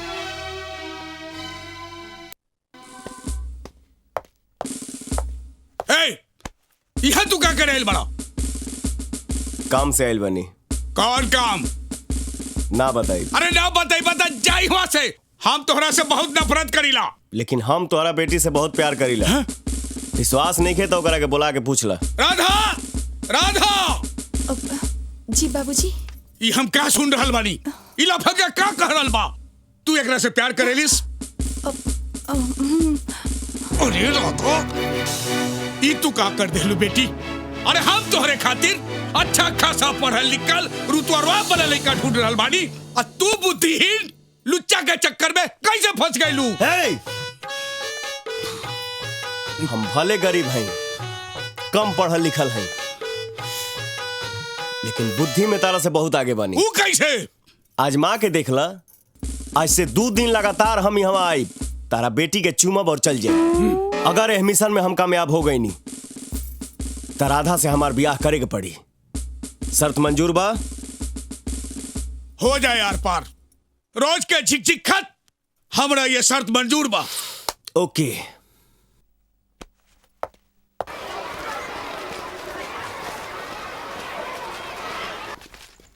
पता नहीं भाई, राजा जैसन काहिल पर के ऐसन जादू चला देले बा के बंजर जमीन पे खेती लायक बना देलस। अरे छोड़ा हो कंछे दी लाल, घर के हालत त ठन ठन गोपाल बा।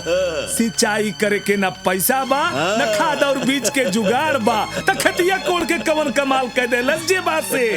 अब केहू कर्जा ना देही मोपू बजाई के, जे कर लहिले ओकरा वापस नहीं देवे।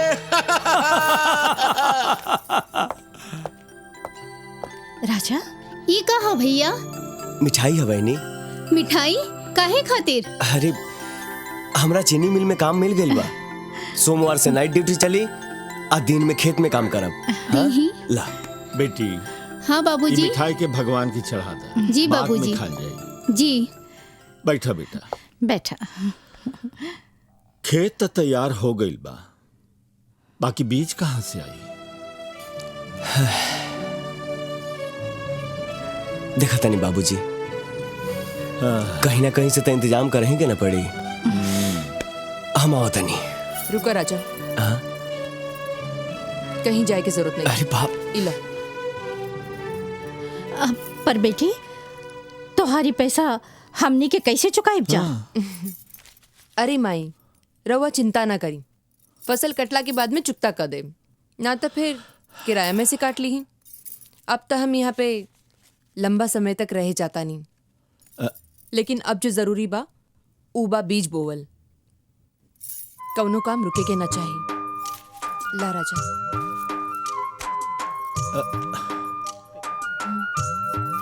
चल।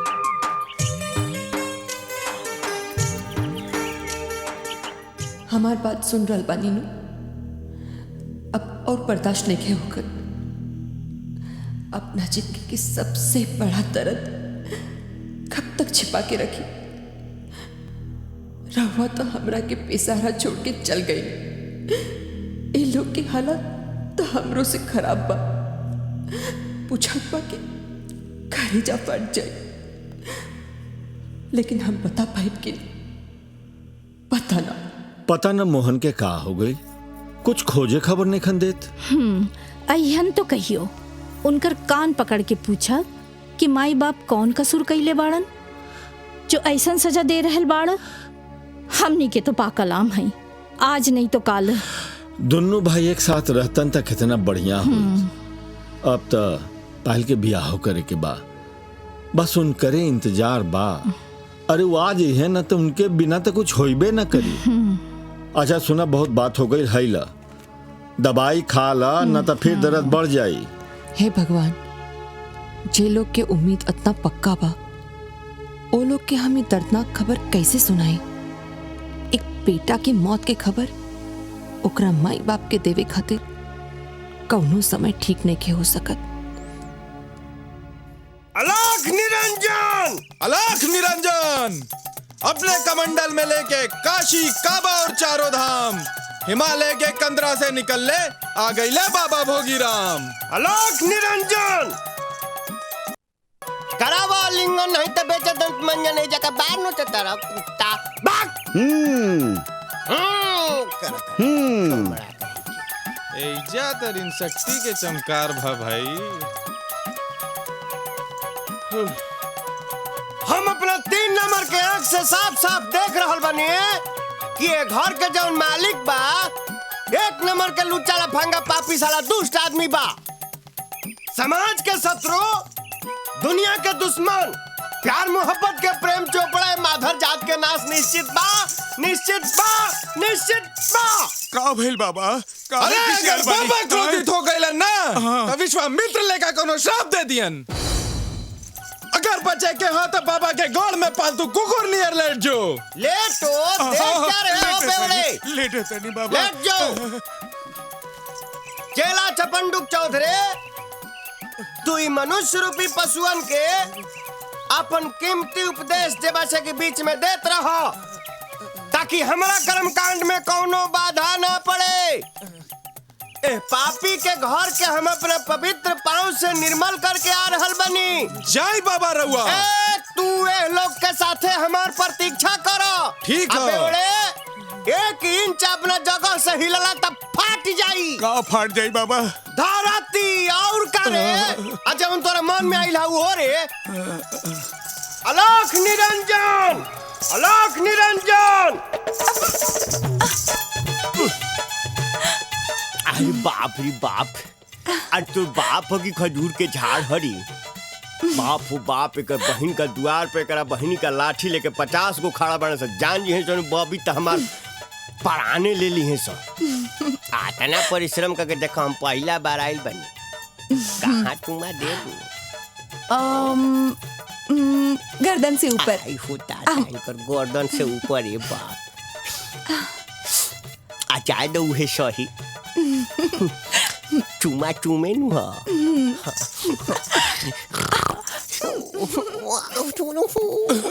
रुक जा लोग।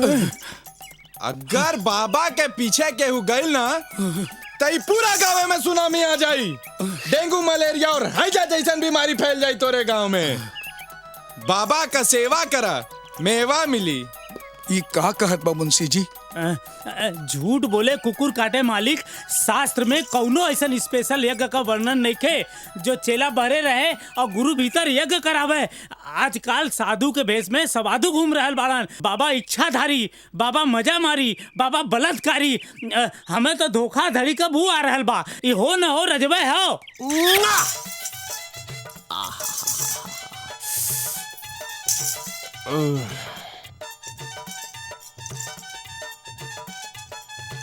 देखी भैया, 4 पैर वाला पर तक केहू पहरा लगा सकेला, लेकिन 2 पैर वाला पर ना यह संभव बा। का बुझाई? अलाख निरंजन चलो देखो ताली। का रे मुंशिया, तोरो एंटीना का सिग्नल बड़ा देरी से पकड़ेला का? हाँ हाउ देखो, राजा भैया अपन यज्ञ पूरा करके आ गइलन।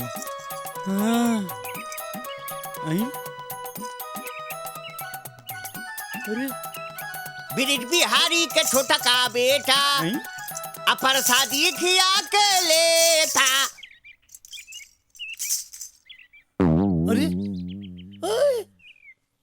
बच्चा, तुम्हारा ललाट बता रहा है तुम बहुत आगे जाओगे। तुम ये प्रसाद खाओ। अरे साला, ये तो प्रसाद में दांत कैसा? अरे मुंशी जी, तू कहाँ देखा था हुआ? आए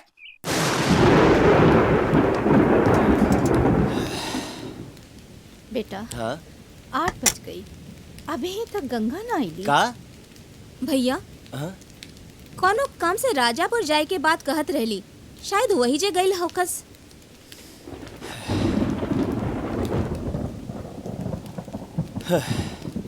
मौसम भी सही नहीं के, न जाने कहाँ चल जाली। अच्छा माई, हाँ हम उनके लेके आओ तनी, ठीक ना? ठीक। फिर हमनी के साथ में बैठ के खाना खाइए। ठीक है। हाँ।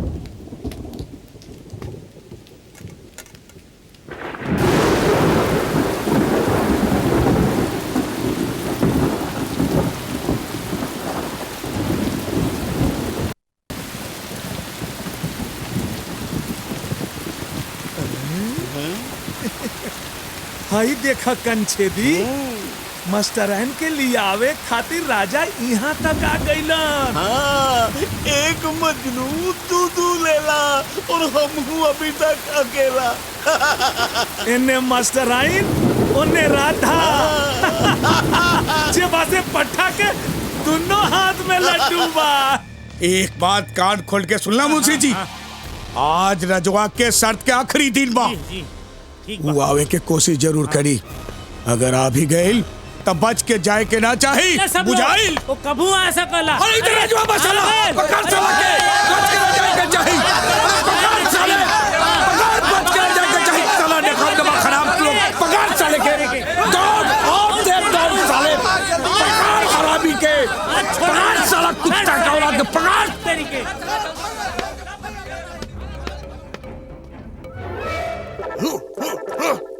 अरे गोबरा कतलो कर पे जादू टोना राजवा रही हो ही कोना का बुझले को मड़ा साले।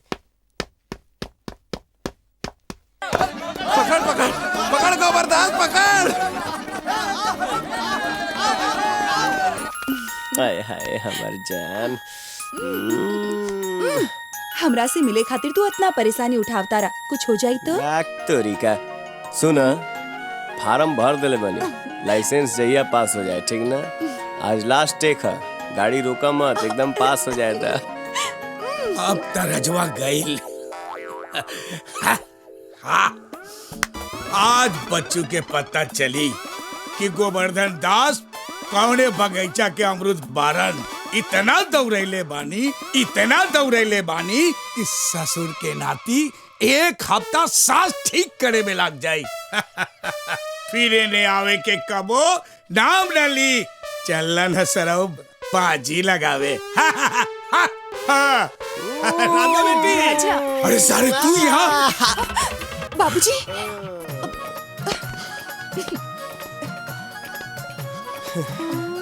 हाँ, हम 2 बार लगातार बाजी जीत चुकल बानी गोबरदास। हमके मालूम बा कि तू अपने वादा से पलट बना, कहे से कि तोहर बाप लुच्चा लफंगा ना रहल। पहले ये बताओ, तू ही हम बारे वहाँ के रहा? वहाँ भी हम ही रहनी, तोहरा ना बुझाई ससुर जी। अब शादी के जल्दी से तैयारी करी, ठीक ना? गाड़ी चल दले भी, अब रुकी ना, रुकावट के लिए खेद है। गुरुजी बाय।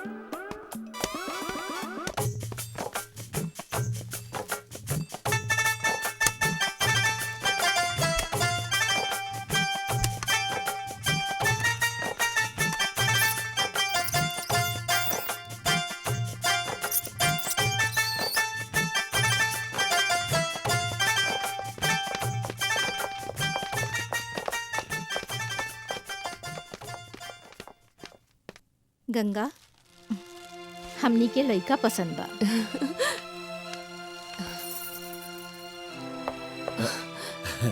ई हवन हमार छोट बेटा राजा। नमस्ते। तू हो गजब आदमी बड़ा, एन मौका पर गायब हो जाला। अरे अभी तो रह के चाहिए, बैठा। जी बाबूजी। चाहती ना बाबूजी, अब देखी ना भगवान की कृपा से इतना बढ़िया पढ़ल लिखल लड़का मिलल बा, सरकारी नौकरी भी करता, और ओही में सबसे बढ़िया बात तो ई बा कि दहेज को कोनो डिमांड भी नहीं खे। बेटी तो सब तोहार कृपा बा। अरे ना बाबूजी, ऐसन मत कही। अब मुंह लटका के काहे बैठल बाड़ा? जल्दी से मोहन के चिट्ठी लिखा कि पायल की शादी रह हो गई, सब काम धाम छोड़ के चलावस। हाँ।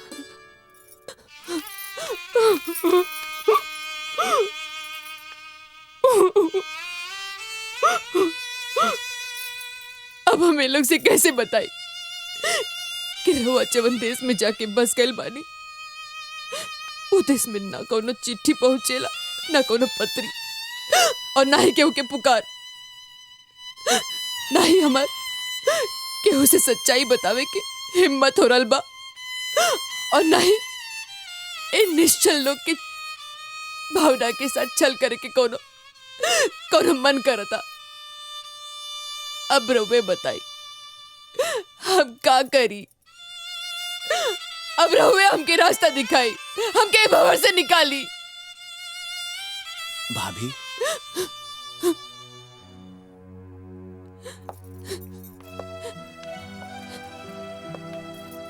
अपने आप के संभारी, सब ठीक हो जाए।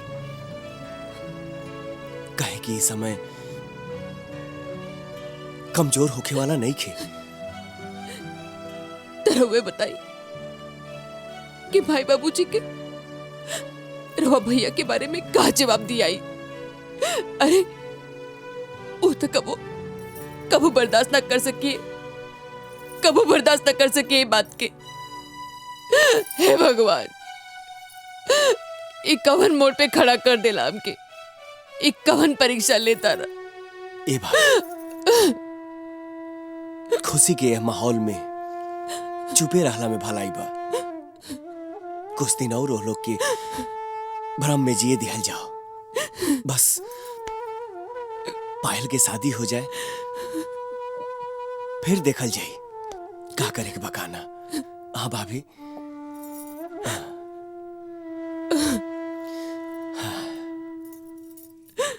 बाबूजी, बाबूजी, इली अरे रोज रोज कब चल जालू, अब कोनो फायदा नहीं के, कोनो फायदा नहीं के।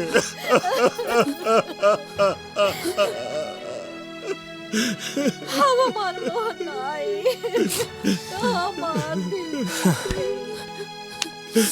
हमार धीरज टूट गई, हमार धीरज टूट गई। पैसा कमा रहे बाड़न, पैसा कमा रहे। हमको इनका पैसा ना चाहिए, ना चाहिए इनका पैसा। हमने के बेटा चाहिए, हमने के बेटा चाहिए। अरे ऐसा पैसा कौन काम के जो उसके घर से रिश्ता तोड़ दे। रब्बा, हमने के ऐसा पैसा ना चाहिए, ना चाहिए। राजा, राजा बेटा, तू इतना पैसा कमाई है कि हमरा के इनकर से मांगे की जरूरत ना पड़े बेटा। मोहन, ए माई, अरे ते चिंता मत कर रही, हम बहुत मेहनत करब, बहुत पैसा कमाए, भैया से भेजा दे। ते दुखी मत हो माई, मत रो माई।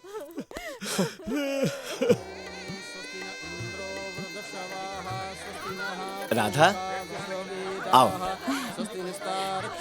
बाबूजी, ए बाबूजी, यही राधा। खुश रह, खुश रह, खुश रह। ये हमार माई ही है, और यहाँ के हमारे गांव के मास्टर आइन गंगा जी। आवा, आवा लोग आवा।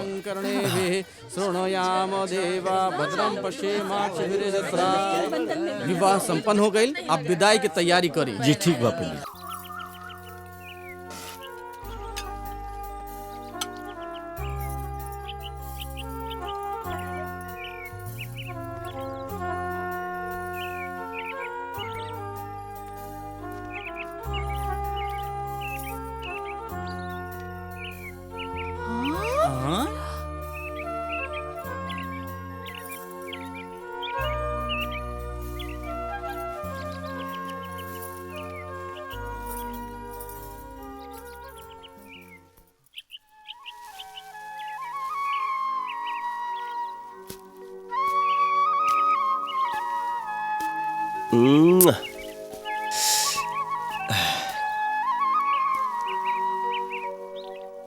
हे भगवान,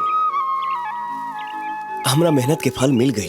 आज हमरा खेत की हरियाली देख के दिल खुश हो जाता। अरे ए मर्दे, ई रजवा कहाँ बा हो? दिखाई दे नहीं खे आजकल तक। हाँ भाई, रजवा तक कमाल कर दे। का कमाल? रात में नौकरी करता और दिन में खेती। मेहनत ऐसन कैले बा कि जमीनियों से सोना उगले लागल। हाँ हो, मेहनत इहे कहाला। बतावा। आदमी चाहे तो पत्थर से भी पानी निकाल सकला। जॉब से वो मास्टराइन घर में किराएदार बन के आयल बाड़ी ना, तब से तो वो लोग के दिने बदल गइल। सही बात बा भैया। ई मेहररुअन का जोन पगफेरा होला ना, केहू केहू खातिर बड़ा शुभ होला। पता ना कहाँ से आयल बड़ी और रहेली कैसे, जैसे लगेला कि उनकरे घर बा। अरे भाई, छेदियो रोज रोज पहुंच जाता तगादा करे। छेदिया ना, अब लगाता उनको हिसाब चुकता हो जाए। अरे काहे रतिया जगाए दिया हमका, काहे रतिया जगाए दिया हमका। अरे कंछेदी लाल, अब तू छाती पीट पीट के बिरहा गावल शुरू कर द। अरे मेरे यार, बिरहा छाती पीट कर नहीं, ई कान माँ उंगली डाल कर गावत है। एह बदे कि ब्रिज बिहारी सिंह के जौना जमीन पर तू नजर गड़ौले रहला, ऊ जमीन सोना उगल रहल बा, सोना। अगर तोहरा के ऊ जमीन चाहत रहे तो दबाव दे के पहले ही लिखवा ले चाहत रहे। अब तक फसल बेच के कर्जा चुका दी लोग। अब हु कौनो देर नहीं खे भइल बाबू बजाई के। अरे ई कंछेदी लाल, कर्ज देवे जानत है तो कर्ज लेवे भी जानत है। अरे इतने सारे जो हम कबूतर पाल रखी, वो कब काम आई? अरे फसल घर तक पहुंची तब ना कर्जा चुकाई लो।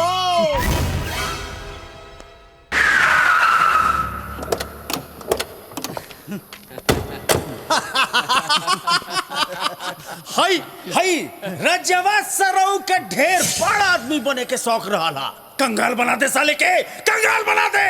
एक जो खेत बानू, खेत बा, ओकरा में आग लगा दे साले के। ले ले ले, आग लगा के खाक कर दे।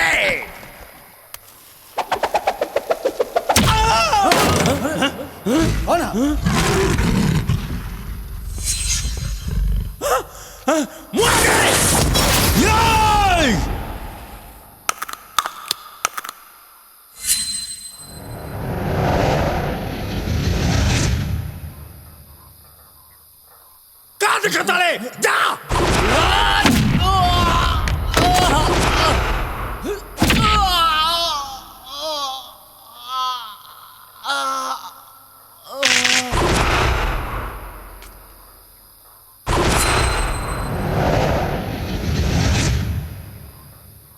अरे तू क्या करता है?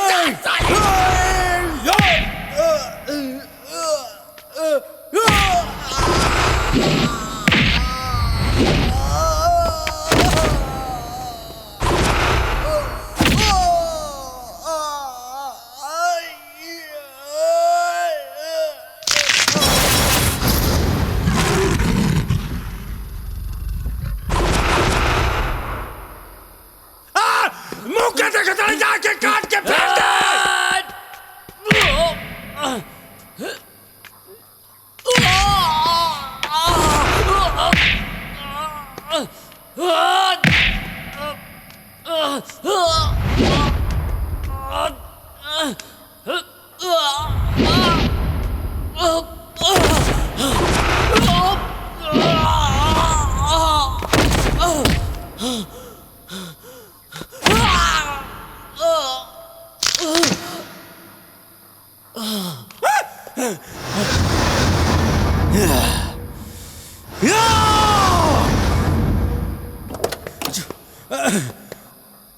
भाग रे तोरा माई का साला हरामी का पिल्ला, पता न कहां से ताकत आ गई एकरा में।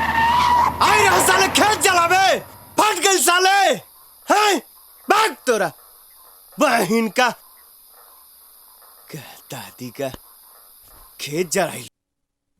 सब लोग से बातचीत कैला और सच्चाई के पता लगावला के बाद पंचायत ए फैसला पर पहुंचल बा कि देवराज और कंछेदी लाल दोनों जना मिलके राजा के फसल जलावे के साजिश रच ले रहन लोग। एक खातिर पंचायत ई लोग के सजा सुनावता कि देवराज राजा के 5,000 रुपया जुर्माना दिए और कंछेदी लाल राजा के देहल अपन कर्जा भुला जास। बच गई बाबू। जेबा से रजवा से तो शर्त लगा के हम हार गई नहीं। अब समझ में नहीं की आवत कि ओकरा के कैसे टड़काई। नमस्ते गोवर्धन भाई। प्रणाम चाचा जी। गोवर्धन भाई, रजवा के कारण तो हम बर्बाद हो गए नहीं। और सुने में ये आइल बा कि तू ओकरा साथे अपन बेटी राधा के शादी करे खातिर राजी हो गई बाड़ा। हमरा तो डर है बात के बा कि कहीं तू बर्बाद मत हो जा, और तू बर्बाद भइला तो हमरा के बर्दाश्त ना होगी। चाचा जी, बाबूजी ठीक कहता रे। तू लोग कहे के का चाहत बड़ा? गोवर्धन भाई, हम जौन कहल चाहतानी ओही में तुहार फायदा बा। तू राजा के घरे रिश्ता लेके जा। बात ई बा कि राजा के बड़ भाई मोहन के अबही शादी नइखे भइल। अब ब्रिज बिहारी सिंह बड़ बेटा के पहले छोट बेटा के शादी करे खातिर कबहू तैयार ना होकी हैं। ता तोहार काम तो बनले बनल बा। सोच ला, हम जाता नहीं जेबा से। चला बेटा। प्रणाम चाचा जी। मालिक, हम एक घर के नमक खैले बानी। एहे से हम कह रहल बानी कि राजा और मास्टराइन के बीच जबरदस्त चक्कर बा। हमार आंख से देखल हा। विश्वास ना होखे तो मुंशी जी से भी पूछ ले ही। ये हवा और तू का बाबूजी के उल्टा सुल्टा सिखावत बाड़ू? बाबूजी, ऐसन कोनो बात नहीं खे। रउआ अपन बेटी पे विश्वास रखी है। आदमी केहू से ना हरेल है बेटी, बाकी अपने औलाद से हार जाला। देखा बेटी, तोहरे खुशी में हमार खुशी बा। काले हम तो रिश्ता लेके राजा के यहाँ जा रहल बानी। आखिरी बार सोच ला बेटी, बाद में तोहरा पछतावे के ना पड़े। बाबूजी, हम सब सोच ले बानी। रउआ राजा के बारे में निश्चिंत रही। ठीक बा।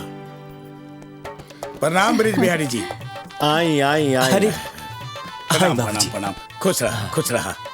बैठिए। राजा बाबू, इले।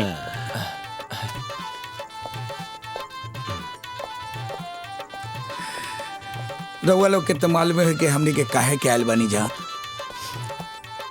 देखी, बेटी के खुशी से बढ़ के एक बाप के लिए और का हो सकेला। हमनी के भी तो इहे चाहत बानी जा कि दोनों के जोड़ी प्रणाम सजे। प्रणाम। अब देरी कौन बात की? पंडित जी के बुलाई, दिन निकलाई। देखिए गोवर्धन बाबू, हमनी के गरीब जरूर हैं जा, बाकी रीति रिवाज संस्कार परंपरा के तो ना नु तोड़ सकिले। बड़ा बेटा के बियाह के पहले हम छोटा बेटा के बियाह करब तो दुनिया समाज परिवार का कही है। और हमार मोहन सोची है कि हमार बाबूजी हमरा के त्याग देलन। देखी ऐसन कठोर निकलल कि बहन के ब्याह में भी ना आइल।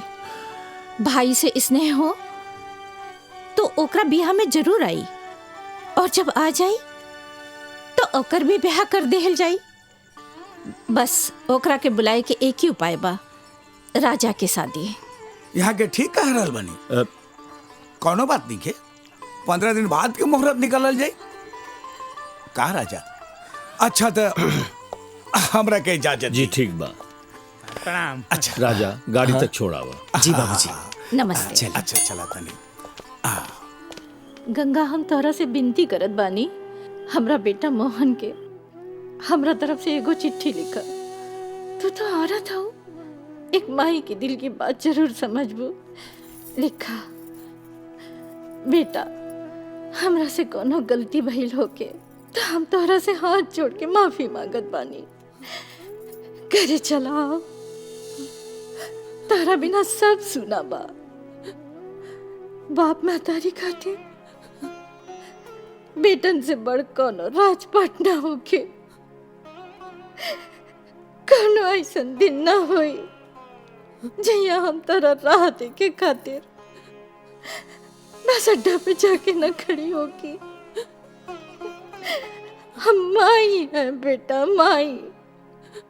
माई के ममता कनो हाट बाजार में ना बिकाए, सामने रहबा तब ही तो मन की बात कहा। अरे जब तक गाय अपन बछड़ा के ना देखे तब तक ओकरा थान से दूध ना उतरे बेटा। तू तो बहुत बड़ हो गई बाड़ा, कमाए लगला। तारा बिना कैसे जी रहल बानी, तारा के का पता बेटा। तारा छोट भाई राजा के शादी तय हो गई बा, बहन की शादी में ना आ सकेला। भाई से प्यार होके तो चलाइए, नहीं तो तहार मर्जी। हमरा हाथ में बटले का बा।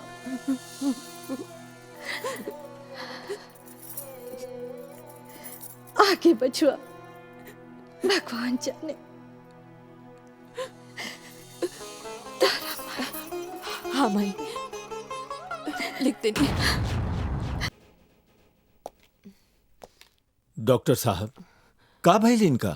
एक्चुअली घबराने की कोई बात नहीं है, इन्हें आराम की जरूरत है। ये माँ बनने वाली हैं।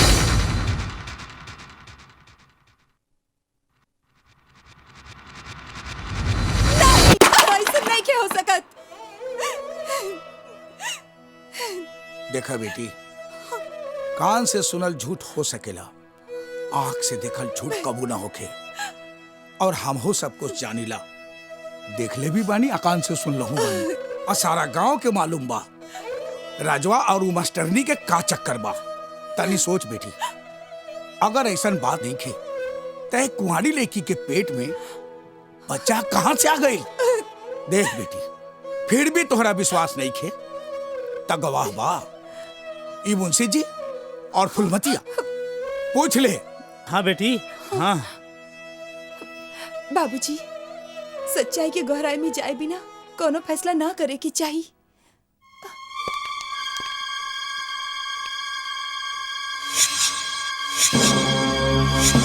अब आइल बा ऊंट पहाड़ के नीचे, ऐसन मौका फिर कबो ना आई।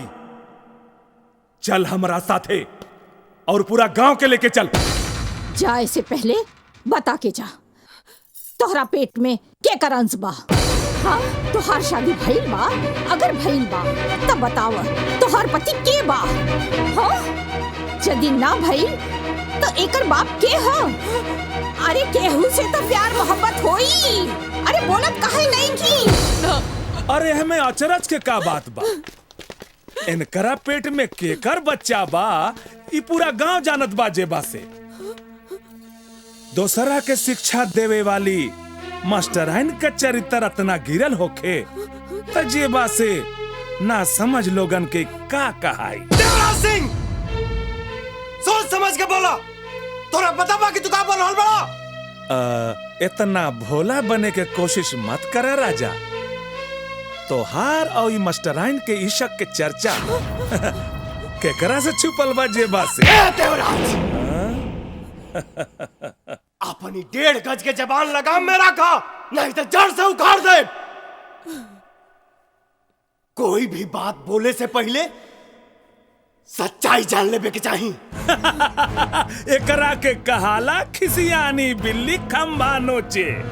तू ही बतावा, नहीं तो मास्टर ने बता देस कि केकर तोहफा ही अपना पेट में लेके घूम रहल बाड़ी जेबा से।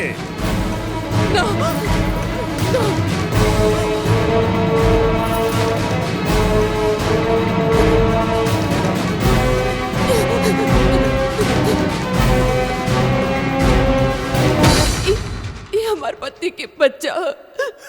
आई देखा, जुबान खुलबो कइल तसली बातें ना निकला। पति के हक कह देला से काम ना चली। पूरा गांव के सामने कबूलो कि केकर पाप है जेबा से, नहीं तो ये गांव में ना रह पैबू। ई पति के ह त उनकरा कौनो नाम तो होई।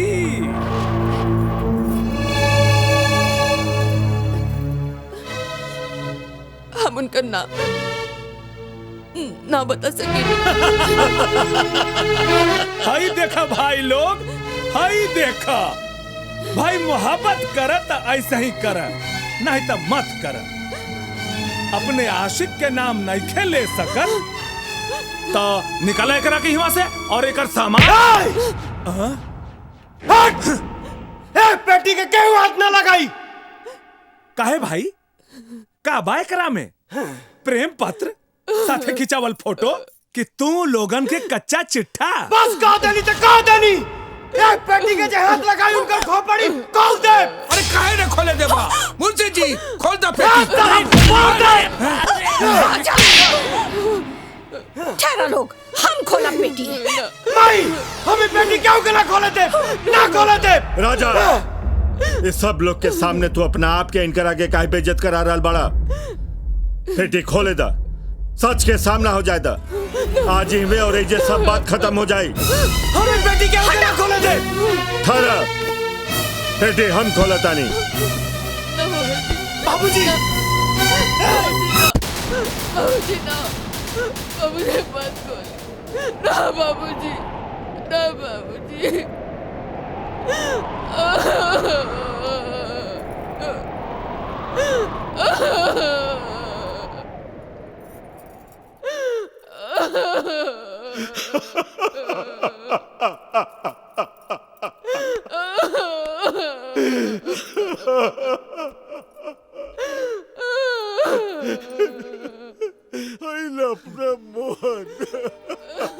माई, अपन करेजा मजबूत कर ले। जकरा के ते मास्टराइन का के बुलावेलिस ना, वो और केहू नहीं, वो तोर बड़की पतो ही अरे हमरा भैया के मेहरारू और हमार भाभी। माई, भैया हमें दुनिया में नहीं का।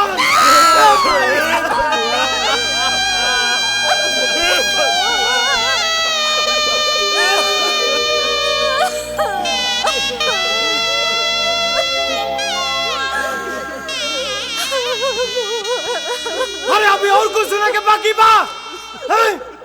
ये हमार भाभी आई और भाभी माई समान होले। अरे इधर भैया के मरला की खबर सुनावे आई नहीं, और ऐसा दर्दनाक खबर है बूढ़ बाप बूढ़ माई के कैसे सुनावस? हमार भौजी निर्दोष बिया, हमार भौजी निर्दोष बिया रे। अरे अरे तू तो हमारे से प्यार करे रहू, फिर भी सब कहलू।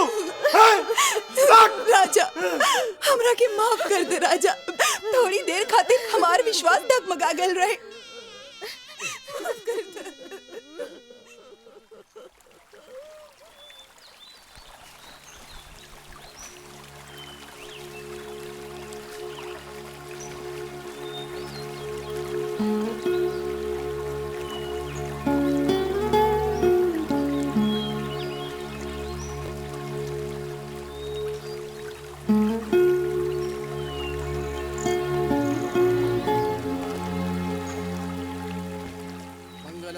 विष्णु मंगलम गरुड़ध्वजः मंगलम पुंडरीकाक्षो मंगलाय तनो हरिः।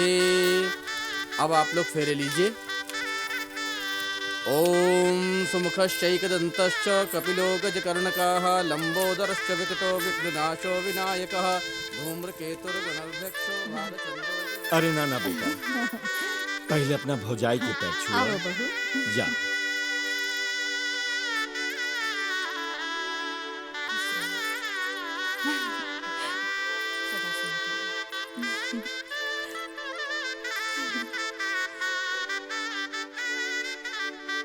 यह बा हमार समाज में देवर भाभी के पवित्र रिश्ता।